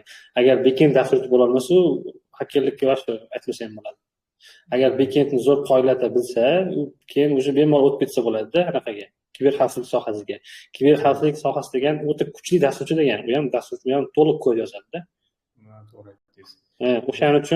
O'shaning uchun birinchi agar rost kiberxavfsizlik sohasi yoqadigan bo'lsa, backenddan boshlash kerak-da. Bilib oladi. Agar misol uchun kiberxavfsizlik bo'lmagan taqdirda ham o'sha dasturlashni o'zi ham ishlab ketaveradi-da. Ish topolmay misol uchun qiynalsa ham soha juda kuchli bo'lib keta olmasa ham, chunki kiberxavfsiz hacker bo'lish darajasiga misol uchun sal ko'proq vaqt ketadi unga. 1 yil yetmay qolishi mumkin. O'sha holatda 1 yil ichida u backend dasturchi bo'lib ishlab turishi mumkin. Parallelniy boyagi kiberxavfsizlik sohasini o'rganishi ham mumkin-da. Bu yutadi keyin bunaqa. O'shaning uchun boshlanishiga biron dasturlashni boshlash kerak. Chunki hacker degani zo'r dasturchi degani. Ayniqsa backend tanlasa bir-biriga juda bog'liq. Chunki aynan backendda qilingan xatoliklar sababli hakkerlar hujum qiladi-da tizimga, serverga. O'shanda u backendni ham zo'r bo'ladi va kiberxavfsizlik yana ustiga qo'shsa u juda kuchli bo'ladi keyin. O'shaning uchun kiberxavfsizlikni o'rganaman desa backend tanlasin deb maslahat bergan bo'lar edi. Yutqazmaydi hech qanaqasiga. Demak, hozirgi dasturlashda o'qib o'rganganlar, maslahat, hozir dasturlashda o'qib o'rganganlar, agar dasturlashni zo'r mutaxassis bo'lsangiz, keyin kiberxavfsizlikka umid qilsangiz bo'ladi. Ya'ni u yoqda keyin agar dasturlash hujum bo'ladi, backenddan hujum bo'ladi, backend qismi bo'yicha. Va bu hujumlarni bilish uchun yaxshi dasturchi bo'lish kerak. Shuni qaytarib bilamiz va o'zi nimani pentesting yo'nalishlari bor o'zi, ya'ni bu kiberxavfsizlik yo'nalishlari bor. Uni mutaxassislari buni o'zini deyishli bo'lgan terminlar, buni o'zining yo'nalishlari bor, shularni uni alohida o'rganadi keyin, u qo'shimchasini. Lekin zo'r dasturchi bo'lish kerak albatta, uni ikkinchi marta eshitdim. Xo'p, yana savol bor. Ayni degan nimamiz bor bizani. Boshidan biri videolari ham bor bizda. Faoliyatimiz bor. Bu backendda o'qiyaptilar ekan. Bu savol berilgan sizga. Keyingi 2-3 balki 5 yillikda hozirgi trendga qarab dasturlashda qanday yo'nalishlar paydo bo'lishi mumkin? Qaysi mavjud yo'nalishlarga talab oshishi mumkin? Menga yoqtirilgan savol. Endi buni aytish uchun analitik bo'lish kerak. Bu anaqa, men o'zim subjektiv yangilangan kasbda asosan shu AI rivojlangan sari chiqyapti-da, AI ustiga qurilyapti-da. Bu rivojlanishi aniq bo'lgan soha mana shu AI. Masalan, machine learning, sun'iy intellekt, AI dasturchilarda bizga hozirda kerak bo'lyapti. Chunki hozir endi umuman aytyapmiz-ku, har bir soha raqamlashyapti, dasturlashyapti deb. Endi bu umumiy narsa. O'zi qancha qismi dasturlashib bo'lgan, raqamlashib bo'lgan. Endi qolganlari raqamlashyapti, lekin endi hozir qanaqa trend ketyapti? Endi butun dasturlar ham, bogi anaqalar hammasi AI lashyapti-da. Bor dasturlarga ham AI qo'shilyapti. Bu agar dasturda AI bo'lmasa, o'sha qoloq dastur sifatida kirib qolyapti. Bu degani bu hali biz dastur anaqalarimiz bunaqa deyarli kirib kelgan yo'qda. Bu degani butun qamrab oladi. Hamma dasturlarga AI kirish kerak. O'sha AIsiz dastur boshqacha qaralyapti hozir kunda. Hamma o'sha dasturlarga AIni qo'shgan, integratsiya qilgan, chatlar qo'shgan, har xil avtomatlashtirilgan AI orqali-da. Bu degani AI sohasi, machine learning o'sha chiplarga, ayniqsa robotlar orqali dronlar anaqa yaxshi rivojlangandan keyin o'sha chiplarga yozish, robototexnika sohalari, misol uchun 5-6 yilga juda ham anaqasiga yetadi. Talab kuchayadi sohaga va AI sohalar. O'shanga ya'ni artificial intelligence, ya'ni sun'iy intellekt, to'g'rimi? Sun'iy intellekt yo'nalishi, ya'ni sun'iy intellekt hozir bir tabiiy savol bo'lishi mumkin. Sun'iy intellekt yo'nalishidan ketish uchun qaysi dasturlashni o'rganish kerak? Sun'iy intellektni o'rganish uchun qaysi yo'nalishda ketish kerakmi? Sun'iy intellektga asosan endi ko'proq sun'iy intellekt dasturchi bo'laman desa, backendchi bo'lish kerak. Xuddi kiberxavfsizlik sohasida anaqagandek. Va sun'iy intellekt hozirgi kunda dunyoda ham O'zbekistonda eng ko'p ishlatiladigan dasturlash tili Python hisoblanadi. O'shaning uchun Python dasturlashni o'rganish kerak bo'ladi. Chunki Python dasturlash tili qolgan tillarga qaraganda sun'iy intellektda qo'llash, aynan sun'iy intellekt uchun qilingan frameworklari, texnologiyalar, har xil uskunalari, tullari borda. Dasturlashtirish shuni o'rganish kerak bo'ladi. Va yana bu sun'iy intellektga yaqinroq soha boyagidek backend sohasi. Backend sohasini o'rgansa, o'sha sun'iy intellektga kirib ketish yana osonroq bo'ladi. Chunki bu sun'iy intellekt, data analitika, machine learning, keyin kiberxavfsizliklar sal qiyinroq, chuqurroq sohalarda. O'shaning uchun boshlanishiga oddiyroq sohadan boshlasa ziyon qilmaydi. Va dars olib ketaversa bo'ladi-da. Shunday. Ya'ni bu keyingi etapdagi nimalar? Shunaqa. Bu yo'nalishga o'tib ketadi keyin. Hozircha baribir front-end va back-end yo'nalishlarini o'rganish. Buni bilsangiz javob bo'lmaydi-da. Faqat yaxshilik ishlayman. Front-end, back-end bilsa zo'r bo'ladi-da. Qolgan o'tsa ham-da. Bilib qo'yish kerak. Chunki dasturning asosiy anaqalarida qismi ustiga ketaveradi qolgan. Xohlasa shuni intellekt ketadi. Shunaqa bu savollarni lekin anaqa boring, nihoyat belgilab boring. Ya'ni ikkinchi savol nima bo'ldi, uchinchi savol nima bo'ldi? Ha, to'g'ri. Uchta savol bor. Keyingi savolimiz Ibrohimov Tohir degan jiyanimiz bor. ITda matematikani qanday darajada bilish kerak degan savol bo'lgan. Ko'p so'ralgan savol bu ham. Matematikani bilib keyin kelish kerakmi ITga yoki boshqarish kerakmi? Endi aytganimdek, ITda yo'nalish ko'pda. Ba'zi sohalarga matematika deyarli kerak bo'lmasligi mumkin. Qo'shish, ayirish, ko'paytirishni bo'ldi. Bu ham matematikani bilish ham ko'nikmada, bu ham bitta hard ko'nikma, hard skill.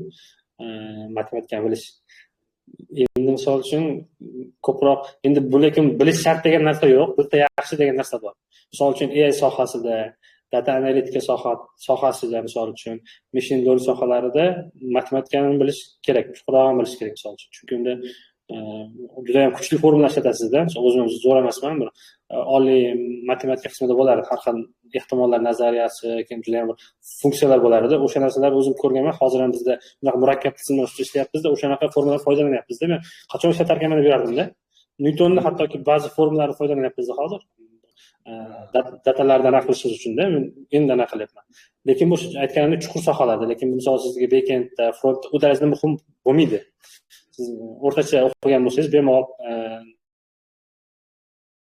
shu sohani vaqtida men ham dasturchi bo'lganman, backend sohasida yaxshi ishlab mana qilganman. Bundan tashqari tanishlarim bor, hammasi misol uchun senior darajadagi dasturchilar bor, lekin ularni matematikasini zo'r deb bilmayman-da.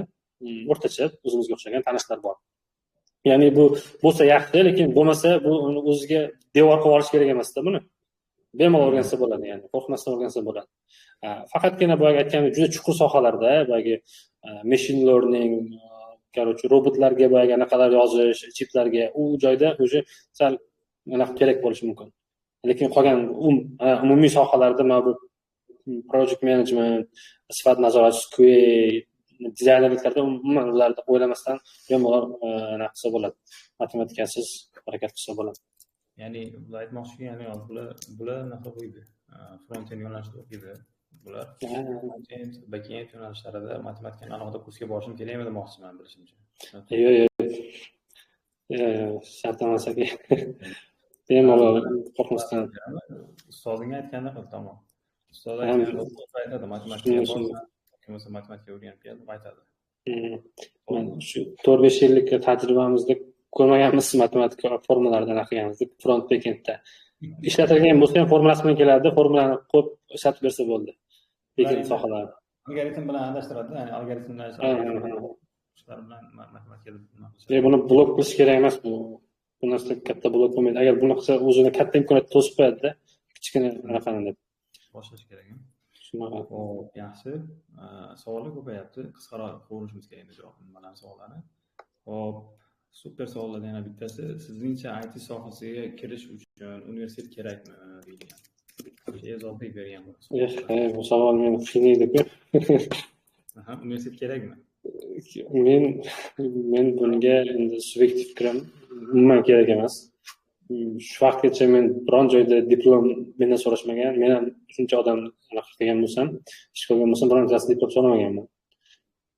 Bilmaymiz ham, o'qiganmi, o'qimaganmi, nima qiziq emas. Bu narsani chiqarib tashlash kerak. Bu yerda biznesda bu, biznes tomondan qarash kerak. Qo'lingizda ish kelish kerak qisqasi. Siz biznesga, kompaniyaga foyda olib ketishingiz kerak bo'lsa, siz diplomingiz bo'lsa, qo'lingizda hech narsa kelmasa, dasturda qilib qila olmay tursangiz, sizda 10 ta diplomingiz bo'lsa ham bir tiyinda u. Sizga hech narsa qilmaydi. siz maktab o'quvchisi bo'ling, lekin zo'r bo'ling, u sizni qadringiz baland bo'ladi. O'zimizda ham bo'lganki, o'shanaga 9-sinf o'quvchisi, hozircha ishlab keladi. Kattagina oylik oladida, na diplomi bor, u maktabda o'qiydi, uyda o'tirib ishlaydi endi. Mana yaqqol misol, mana shuni misol qilib ko'rsatish kerak. 9-sinf o'quvchisi. Hozir menimcha 11-sinf bo'ldi. O'sha biz bilan anaqa bo'lgan vaqtda 9-sinfda o'qir edi. Endi bu narsani anaqa qilmaslik kerak. Umuman kerak emas. Qancha olardi? Esimni aytmayapmizmi? Olardi 600-700 paytlar shu paytlar. Kamida 500 olardi bilishimcha shu yil.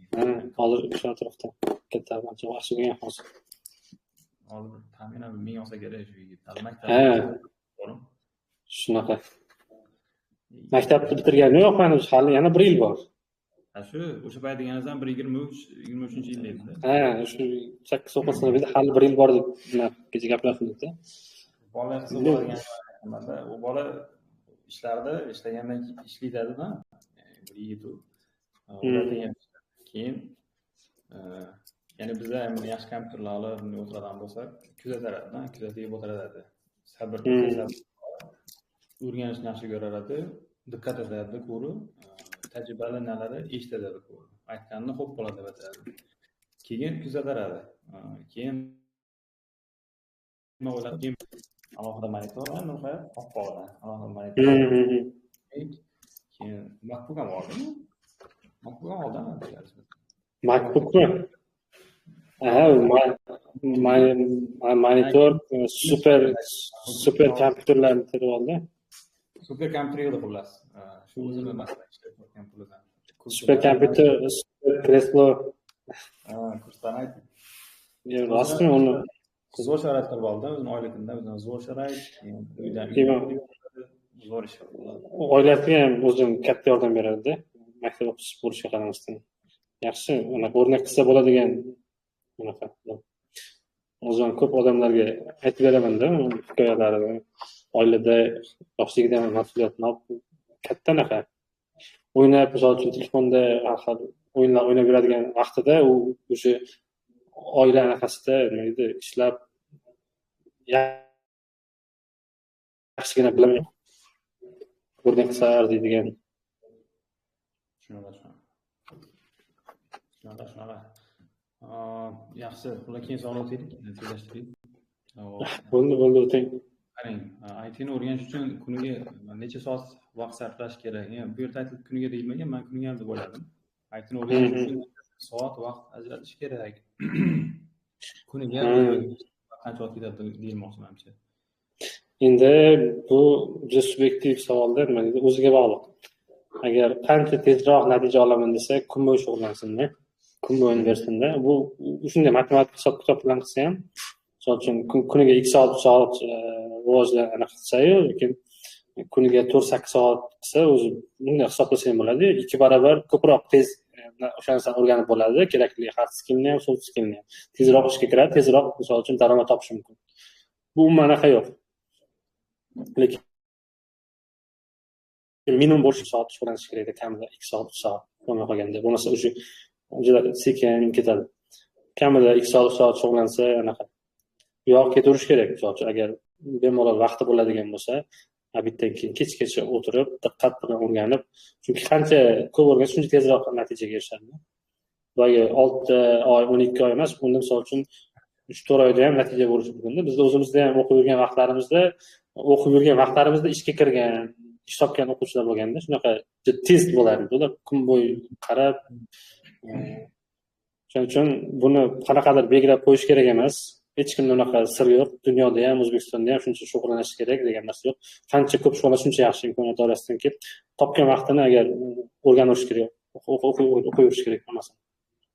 Oddiy shu boyagi yigit misolini o'qishaylik, boyagi yigit misolida. Ya'ni 9 yil o'qib, yaxshi kompaniyada ishlayotgan bola haqida aytsak zo'roq bo'ladi. Shu bilan kutaman, kuzatganda bilardimki, u yigit ishdan keyin qolardi. O'zi ham o'tiradi-ku yonida. Qolardi. Shunaqa. Qo'shimcha vazifalar qilardi, qo'shimcha vazifa. O'shaning uchun men o'quv markazida kompyuter olib qo'yganmiz. Kompyuterlar bor tayyor. Hozir 20 ta kompyuter bor o'quv markazida. 20 ta kompyuter, lekin 6 dan keyin bo'sh qoladi. Nima qilish kerak? Bolalar aytaman, hammasi hamma ustoz aytadi uni. Bizda qaysi ustoz ishlagan bo'lsa, hammasi aytgan. Bolalarni darslarga qarab natija o'rgatishimiz kerak. Ya'ni ustida ishlashi, rivojlanishi. Kompyuter bo'sh turmaslik o'rtoqlar. Kompyuter bor vaqtida, ya'ni kompyuter yo'q vaqtida odam topolmaydi kompyuter. Ishlash kerak, rivojlanish kerak. Uyga yugurmaslik kerak. Uyga chaqirmaslik kerak. Biza uygan bolalar deyarli hammasi ertaga masalan pul zarur bo'lgan yoki masalan yaxshi ishlarda ishlashi nima deydi xohlagan bolalardan ko'pchilik. Ularni ishlatish kerak, darsga qolinglar. Kompyuter bo'shmi? Kutib turinglar, o'chib turinglar kerak. Keyin sizni qiziqishingizni ko'rib turib biz iltimos bilan vatanini zafarlat kompyuterga. Bemalol, ya'ni uydan keyin shug'ullanib turasizlar bemalol. Bu kompyuterlarni hozircha uyga ruxsat bermayapmiz-da. Kam bo'lganligi uchun. Xudo xolasa ko'paysa bu ham muammo emas, agar bolalar o'rganaman deydigan bo'lsa. Shuning uchun uyga chopmaslik kerak, uydan ko'ra ko'proq shug'ullanish kerak. Keyin bolalardagi muammo ko'p telefonga qarab vaqt ketib qolyapti. Endi bu ko'pchilik gapiradiganida bu narsa ertaga vaqt ketkazgan, resurs ketkazgan bo'ladi. Bu ertaga o'zini ta'sirini ko'rsatadi. Chunki sizni eng yoshlik sizdan o'tib ketib qoladi. Siz telefon o'ynab, telefonga qarab turgan vaqtingizda kimdir o'rganib turgan bo'ladi va u sizdan o'tib ketadi tabiiy. Nima deyish shunga nima? Shunaqa muammo ham bor hozir bolalar orasida. Shunaqa, shunaqa bu joyda soft skill tomonidan qarash kerak deb o'ylayman-da. Chunki bir sohani qaror qildingizmi, oxirigacha olib borish kerak-da. Men o'zimda bo'lgan muammo, tanishlarimda bo'lgan muammo, sohani tanlaydi. Bir oy o'qiydi, 2 oy o'qiydi, tashlab ketganlar ko'p bo'ladi-da, sabrsizlikdan, keyin tez natija bo'lmaganidan, tushunmaganidan. O'shanaqa vaqtda sabr bilan, ya'ni aytgan muvaffaqiyatga erishishda eng muhim narsalardan bittasi boshida boshlaganingizdan keyin sabr bo'lish kerak, keyin davomiylik bo'lish kerak, izchillik bo'lish kerak. Misol uchun bugun 2 soat o'rganib, ertaga tashlab qo'ymaslik kerakda, keyin doimiy anaqa bo'lish kerakda. Chunki odam xarakterida ham bor narsa tashlab qo'ysa keyin odat anaqa bo'lib qolib ketish ehtimoli bor. O'shanga sabr bilan qattiq harakat qilish, qat'iyat kerak bo'ladi bu yerda. Keyin savol qarang, mayli hozir ko'zib 1 soat o'tib ketdi, 2 soat yaqinlashib qoldi. Qilaylik. Savolingiz aytgan o'rganish uchun necha soat vaqt ajratish kerak aytdik. Demak, bu har kim o'ziga bog'liq. Kim tezroq natijaga erishmoqchi bo'lsa, shunaqa. Lekin biz minimum xohlaydigan narsa, men ko'pchilik ustozlarimga tavsiya beradigan vaqt. Qanaqa 2 soat kamida vaqt sarflash kerak har kuni. O'sha nimani o'rganishga, sohani o'rganishga. Mo'ljal qilgan vaqt yetish uchun. Chunki biz uzoq vaqt qo'ymaganmiz-da bunaqa. Ya'ni 2 yillar o'zi aslida Java yo'nalishini o'rganyapti, backend yo'nalishida bolalar. Shu paytda bitta ustoz aytdi, 2 yilda nima qilasiz? Menda rejam bo'yicha IT mutaxassis bo'lib chiqasiz, chunki ichida amaliyotlar ko'p degan. Biz uni qisqartirib 1 yilga mo'ljal qilganmiz-da, umumiy noldan kelsa. Shuning uchun kuniga aytardim agar 2 yil o'rgansa, 1 soat o'rgansa har kuni. Haligi 2 soat o'rgansa, bu yana 1 yilga qisqaradi. 1 yilda naqsa o'rgansa bo'ladi, agar 2 soatdan kamida shug'ullansa, 2-3 soat deylik, mana 2-3 soat vaqti bor. Keyingisi qarang savol. Muhammad bu savolga javob berildi. Ya'ni universitetga kirish kerakmi ITda ishlashimiz uchun? Yo'q, hech kim, ya'ni o'zim aytdi, Nurhayatni o'zim aytdi. Hech kimni diplom so'ramayman o'qigan vaqtimda, bizlar ham shunday ish olgan vaqtlarimda diplom so'ramayman hech kim. Faqat ko'nikma, nega ishlayapsan, necharoq ishlayapsan, novlar ishlatgansan, nechga ishlayapsan, tajribani o'zingga qoladi. Shu soft skillimizni bilib bajarib bo'ladi, bizni asabiylashtirajak bo'ladi, boshqa bo'ladi. Ya'ni yaxshi kompaniya bo'lsa agar shunga savol javob qiladi. Ya'ni inchik turib beramiz bu savollarga, inchik javob beramiz. Shuna qaraydi. Va Ibrohimov Tohir yana savol berdi. ITda faqat ko'z yozish orqali o'rganish kerakmi yoki kitoblari bormi? Kitobda o'rgansa ham bo'ladimi yoki boshqa qanday samarali yo'llari bor? Agar bu bizga ham bo'lsa juda gaplar bor. Hop. Nima deyish shunga? Faqat ko'z yozish orqali o'rgansa bo'ladimi, kitob o'qish kerakmi? Bu savol.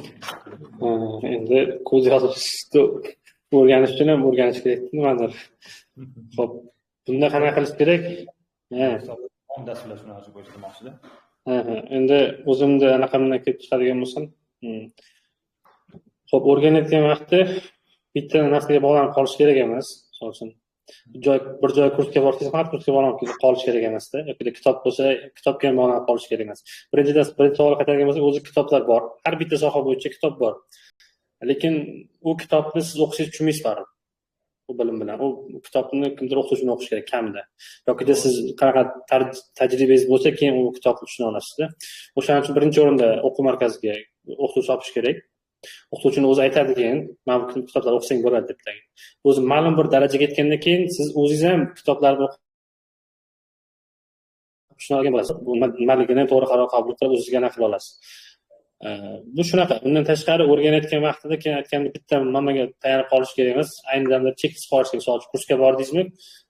Kursda mavzu o'tildi. Bu mavzu bo'yicha research qilish kerak yana qolgan joylardan. Misol deylik, dasturlash kursiga bordingiz, HTML mavzusi o'tildi. Keyin uyga kelish kerakdagini HTML mavzusi bo'yicha o'qituvchi bergan materiallarni ko'rish kerak, o'qituvchi bergan videolarni ko'rish kerak deb shu bilan cheklanib qolmaslik kerak.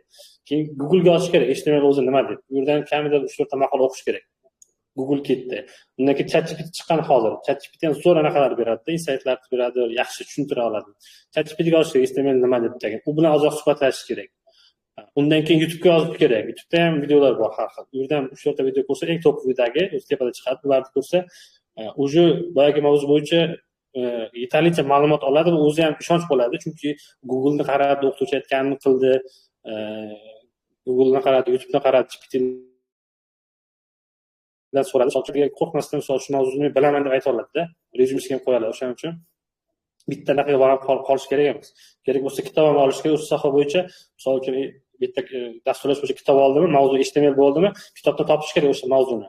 O'sha joyi nima degan o'qish kerak, tez o'qish kerak degani, hamma narsani yig'ib, keyin uni konspekt qilish kerak.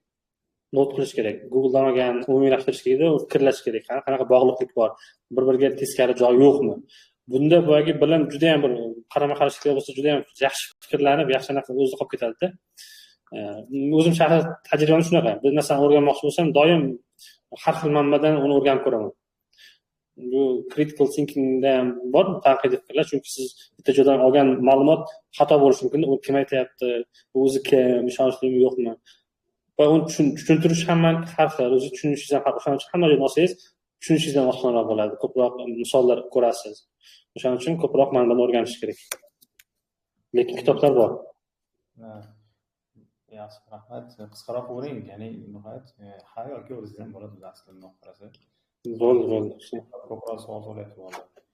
Ya'ni bu yerda boshqa samarali yo'llar aytildi, yaxshi zo'r javob bo'ldi. Umid qilamiz endi bu yigitlar nima deydi? Sog'liq uchun emas, o'rganish uchun so'rayapti, umid qilamiz. Demak, va buni olish kerak, bu narsani yozib qo'yish kerak, bilish kerak, chunki ya'ni nima deydi? Nurhayot o'zi ancha tajribali mutaxassis, to'g'ri aytadi hamma narsani. Xo'p, keyin Saida Bonu savol bergan, 3 dona keltirilgan savol so'ragan bizdan, 3 ta. Oson o'rganiladigan dasturlash tillari qaysilar va yangi boshlovchilar uchun qaysi biri tavsiya etiladi? Xo'p, yaxshi.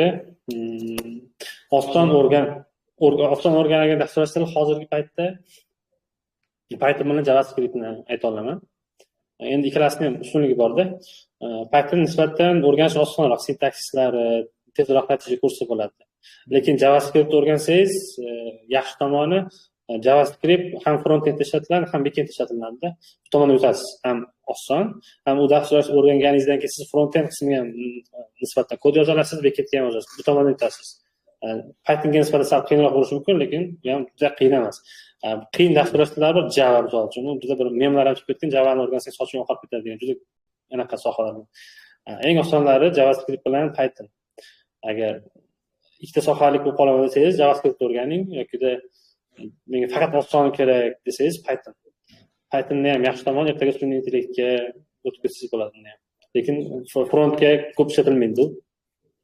Shunaqa. Bu hozir hujjatga deyishimga, front-end degan dasturlash yo'nalishimizda JavaScript o'rgatiladi. HTML, CSS dan boshlab JavaScript, undan keyin JavaScript Advanced o'tiladi, keyin React o'tib ketiladi. Bu bo'yicha Shuhratbek yigit ishlab ketdi bizda hozir. Bu bo'yicha hop qanchadan gap dars o'tadi, hozircha gibridni dars o'tamiz. Bizda gibridni ta'lim ketyapti-mi, Nurhayot? Gibrid hozir rahbar ishlaganman-ku mahsulot bo'yicha. Gibrid qilyapmiz o'quv markazida. Ya'ni qaysi kunlar onlayn, qaysi kunlar offlayn bo'lyapti darslar. Ya'ni bir oyda 3 dars offlayn bo'ladi, o'tish keladi, qolganlari onlayn. narsa bizga o'xshasa, xudo xohlasa, Toshkentdagi bu yerdagi nimalarni ham, mutaxassislarni ham darsga qo'ysak bo'lar ekan deb o'ylabman. Shu Toshkentda yo'q tizimlarni qilyapsiz ekan. Yaxshi. IT mutaxassis sifatida Yevropa, Amerika va Osiyoda ishlash qanday farq qiladi? Uni nima qaytadan qo'yingda?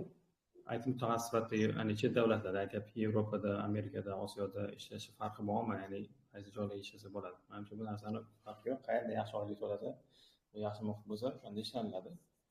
Shunaqa. Endi men ham qo'shimcha qiladigan bo'lsam, bu odam o'ziga bog'liqda. Kimdir ish joyini, mamlakatni o'zini tanlaydi, qadriyatidan. Misol uchun kimgadir deylik Isroilga ishlash yoqmasligi mumkin, kimgadir Amerikaga ishlash yoqmasligi mumkin.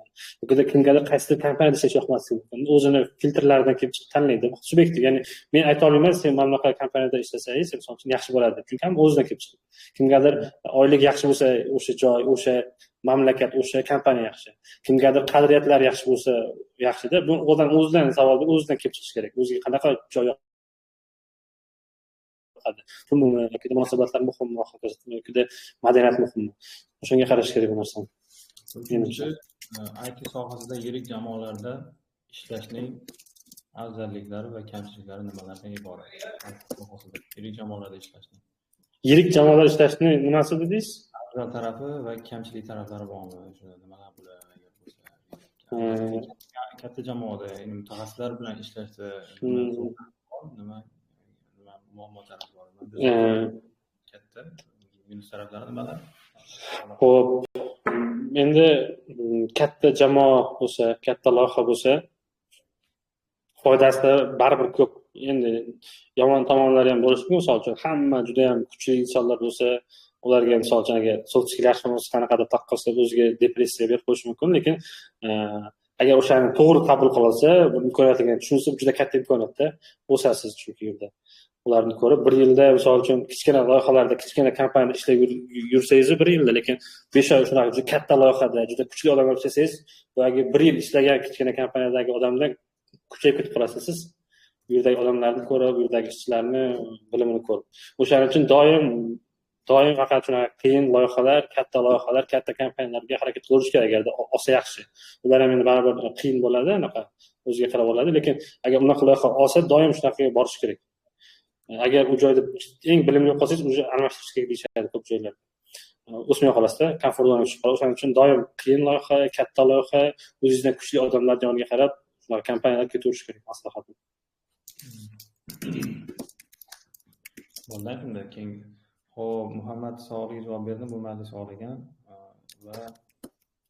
va keyin savol. Dizaynlik bizga nima imkoniyat beradi? Dizaynlik bizga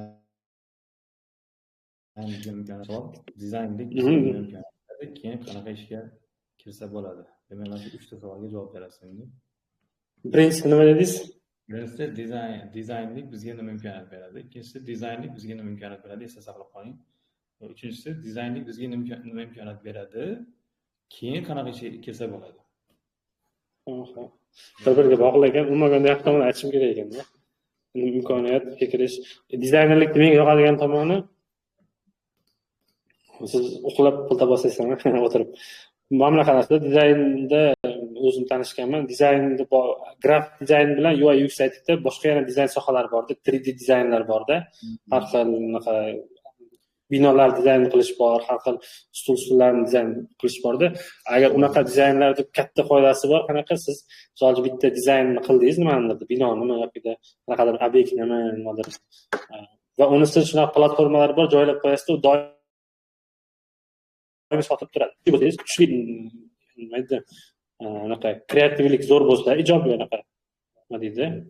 O'shanaqa yaxshi bo'lsa, yaxshi qila olsangiz, sohangiz zo'r bo'lsangiz, siz misol uchun kuniga ishlash shart emasda, misol vaqt bo'lganda ishlab, saytlarga qo'yib, pul topsangiz bo'ladi. Unaqa platformalar ko'p. O'zingizga ishlash joylab qo'yasiz, doim pul kelib turadi sizga har bitta odam o'shani sotib olgan anaqasida.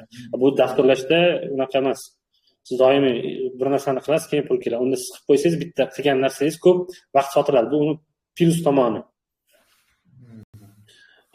Keyin yana yaxshi tomonlardan bittasi, bu bilaman, dizaynda UI UX hammasida ham, misol uchun bitta dizayn qildingiz, shu bilan ishingiz bitadi-da. Dasturlashda o'zi boshqacharoq.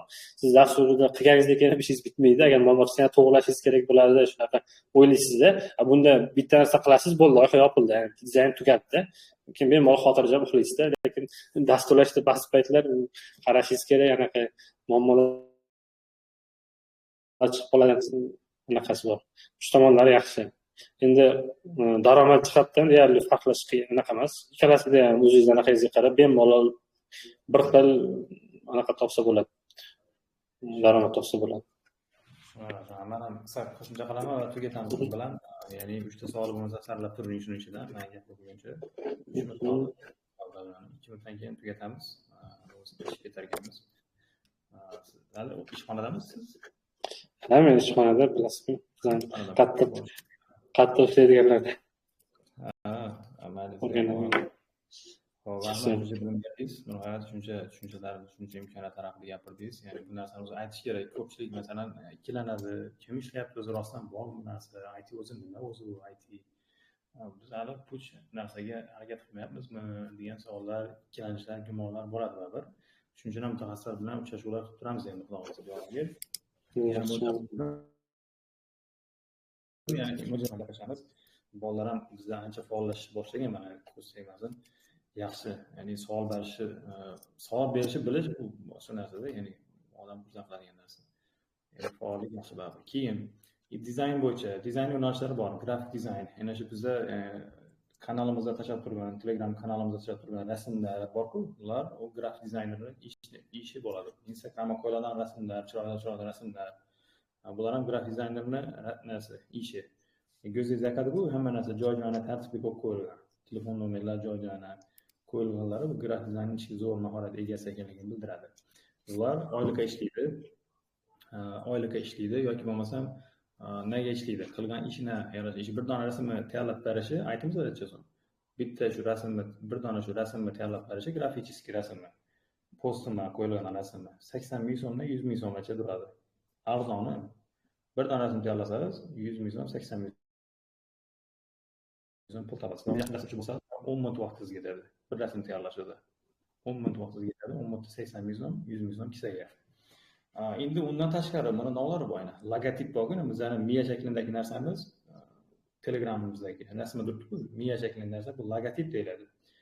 Shu logotipni yasash, Mercedesning logotiplari bor, bilasizlar, har bir futbol komandalarining logotiplari bor, bilasizlar. Bu narsalar ham grafik dizaynlar yasaydi. Odatda shu logo qismini yasaydi bular. Ya'ni logotipni yasaydilar. Har bir firmaning brendini shaklini yasab beradilar.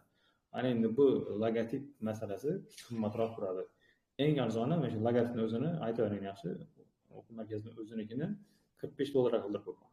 Bu hali donish bilan bir yashagan bolamiz o'zi qilib berganda shuncha. O'zi aslida bular qimmat turadi. Ya'ni shunday logotiplarni o'zini xos qilib, bular sizda shu miya shaklini o'zini berib qo'ymaydi-da. Uni shapkada ko'rinishini, futbolkada ko'rinishini, saytingizda ko'rinishini, ruchkangizda, brend ruchkangizda tushishini, daftaringizdan chiqib turishini, logotiplari chiroyli tushirib beradi. Ya'ni tayyor chiqarib beradigan printercha berasiz, xuddi shunday deb sizga yasab beradi. Shuni kelishini qilib beradi, bayroqlarni yasab beradi. Full paket etib beradi, to'liq paket etib beradi, package deydi. Bu logotipchini. Keyin yana bu qadoqlar bor-ku, polani qadoqi, keyin boshqa har xil pechenelari qadoqlari, morojinlar qadoqlari ham grafik dizaynerning ishi. Ular har bir qilib bergan ish uchun pul oladi ular. Kamida 100 ming so'm, 120 ming so'm pul oladi ular. Oddiyroq bo'lgan olsangiz, boshlanasiz 50-60 ming so'mdan har bir yasab berishingiz uchun. 10 minut, 20 minut, maksimum yarim soatda pul topsangiz bo'ladi yana bu. Yaxshi bir grafik dizayner bo'lsangiz. Bizdan xudo xolasa grafik dizayn kursi ochiladi. Bu bo'yicha mutaxassis bor. Agar talab bo'lsa, ochamiz xudo xolasa bu narsani. Faqat bizda kamida shu 12 bola necha kerak, guruh bo'lishi kerak, bo'lmasa mutaxassis vaqtini ololmaymiz. Shuning uchun o'rtoqlar, endi savollarni saralab bersangiz, asosiy shu, menimcha savollar yetarli bo'ldi, joyida norma bo'ldi deb o'ylayman. Nihoyat, qaysi savollar yaxshi nima deydi va unga savol bersak bo'ladi deb o'ylaysiz? Endi buni ajratishda ko'proq hammaga manfaatli javoblar bo'lganini oldim. Misol uchun 6-savolni oldik. O'rganish usullari qanday? Chunki o'zimga ham yoqdi, juda ham manfaatli. Eshitganlar ham menimcha qo'llasa yaxshi bo'ladi. 6 savol o'rganish usullari, ya'ni bitta manbadan o'rganish kerakmi deyildi, o'shanda men qo'shimcha qilib ketdimki, ko'proq o'rganish kerak anaqalardan. Ya'ni to'xtamiz bu yerda shunda bu Ibrohim Tohir, ya'ni kod yozish orqali o'rganish kerakmi yoki kitoblar bormi? Ha, mana o'sha savol, o'sha savol sababli yaxshi anaqalarni berib o'tdik-da, ma'lumotlar qolganlarga. Manfaatli bo'ldi. Keyin oxirgidan ikkinchi katta loyihani plyus minuslar bu ham yaxshi. Shuning uchun katta loyihada olish kerak. Katta loyihada ishlashni yaxshi tomoni. Va kamchiliklari nimada deb boradi. Ha. Keyin menimcha kiberxavfsizlik bo'yicha ham yaxshi anaqa hozirgi kunda bilib qo'ygani yaxshi bo'ldi. Birinchi savol kiberxavfsizlik. Ha, o'sha savolga bersak menimcha bo'ladi. Nima o'rganish kerak degan savol bo'ldi. Menimcha shunaqa qildik. Ko'proq manfaatli bo'lganlar. Hakkerlar qaysi yo'nalishdan o'qish kerak, to'g'rimi? Ha, shunaqa. Yaxshi kiberxavfsizlik mutaxassislar chiqsa kerak, o'zimiz ishga olamiz. Zo'r. Hozir siz shunaqa proyekt ishlayapsizmi o'zimiz? Ha, bizda shu asosiy kiberxavfsizlikda hozirgi kunda kiberxavfsizlik, AI shunaqa dasturchilar ishlayapti hozir. Juda xavfsizligi kuchli bo'lishi kerak-da, topolmayapmiz, lekin juda kuchli qilamiz. O'zimizga ham kerak o'shaning uchun o'rganish kerak. Unda tezroq harakatni boshlab ber ekanmiz. Shunaqa inshaalloh. Biz yozib oldik Bo'ldi. Sizga yozaveramiz, yaxshi bolalarni bersangiz. Olamiz, bekinchilar. Nasib bo'lsa. Bo'lmasam bu 3 ta o'quvchimizga, 3 ta yigitga bu yerda Saidabonu bor. Saidabonu bilan o'quvchimizmi? Shuni aniqladi. Dinnura bilan nima bizda o'quvchi adashmasam, Tohir bizda hali ham o'qiydi. Bularga sovg'alarni o'zimiz yetkazamiz. Xudo xolasa keyin shu manfaat bo'ldi deb o'ylayman. Vaqtingizni ajratganingiz uchun rahmat, Nurhayot. Shuncha ayamasdan o'tiribsiz. Hammasi xohlasa yaxshi bo'lajak mutaxassislar. Bular ham vaqtini ayamasdan o'tirdi. Mana 18 ta qolgan bo'lsa, 30-32 ta kirishdi, maksimum 33 ta kirdi. Shulardan yarim oz qoldi. Bular demak nima deydi? Potensiali kuchli bo'lgan, xudo xolasa mutaxassislar bo'lib chiqadi deb o'ylayman. Umid qilamiz shu narsani. Agar yangiliklar, boshqa narsalar bo'lsa yana aytib turamiz. Sizga rahmat deyman. Shu ajratganingiz uchun ishingiz barakasin bersin. Qanaqadir nimalaringiz bo'lsa, gaplaringiz bo'lsa aytsak, keyin tugatamiz. Yaxshi. Sizga ham rahmat Ruhil aka taklif uchun. Ochiq bilan yaxshi savollar bo'ldi. O'zim mazax javob berdim. Qolganlarga manfaatli bo'lgan bo'lsa xursandman. Hammaga rahmat. Ular ham vaqtini ajratib bizni tinglab o'tirishibdi. Manfaat olgan bo'lsin. Ularning o'qishlariga rivoj, sizga ham aka ishlaringizga rivoj. O'quvchilar yaxshi chiqsin, bizlar ishga olaylik. Rivojlanaylik birga. Hozir kerak O'zbekistonga, bizga. Rahmat, hammaga omad tilayman aka. Rahmat sizga ham. Bo'lsam tugatamiz uchrashuv. Hammaga rahmat, qatnashganlarga, oxirlardan o'tirganlarga rahmat. Mana ko'rinib turadi, kimlar o'tirgani bu yerda. Hammaga rahmat. Bizning yaqinlarimiz ham bor. Partiya uchun, shuningdek bizni ko'rib turganlar uchun rahmat hammaga.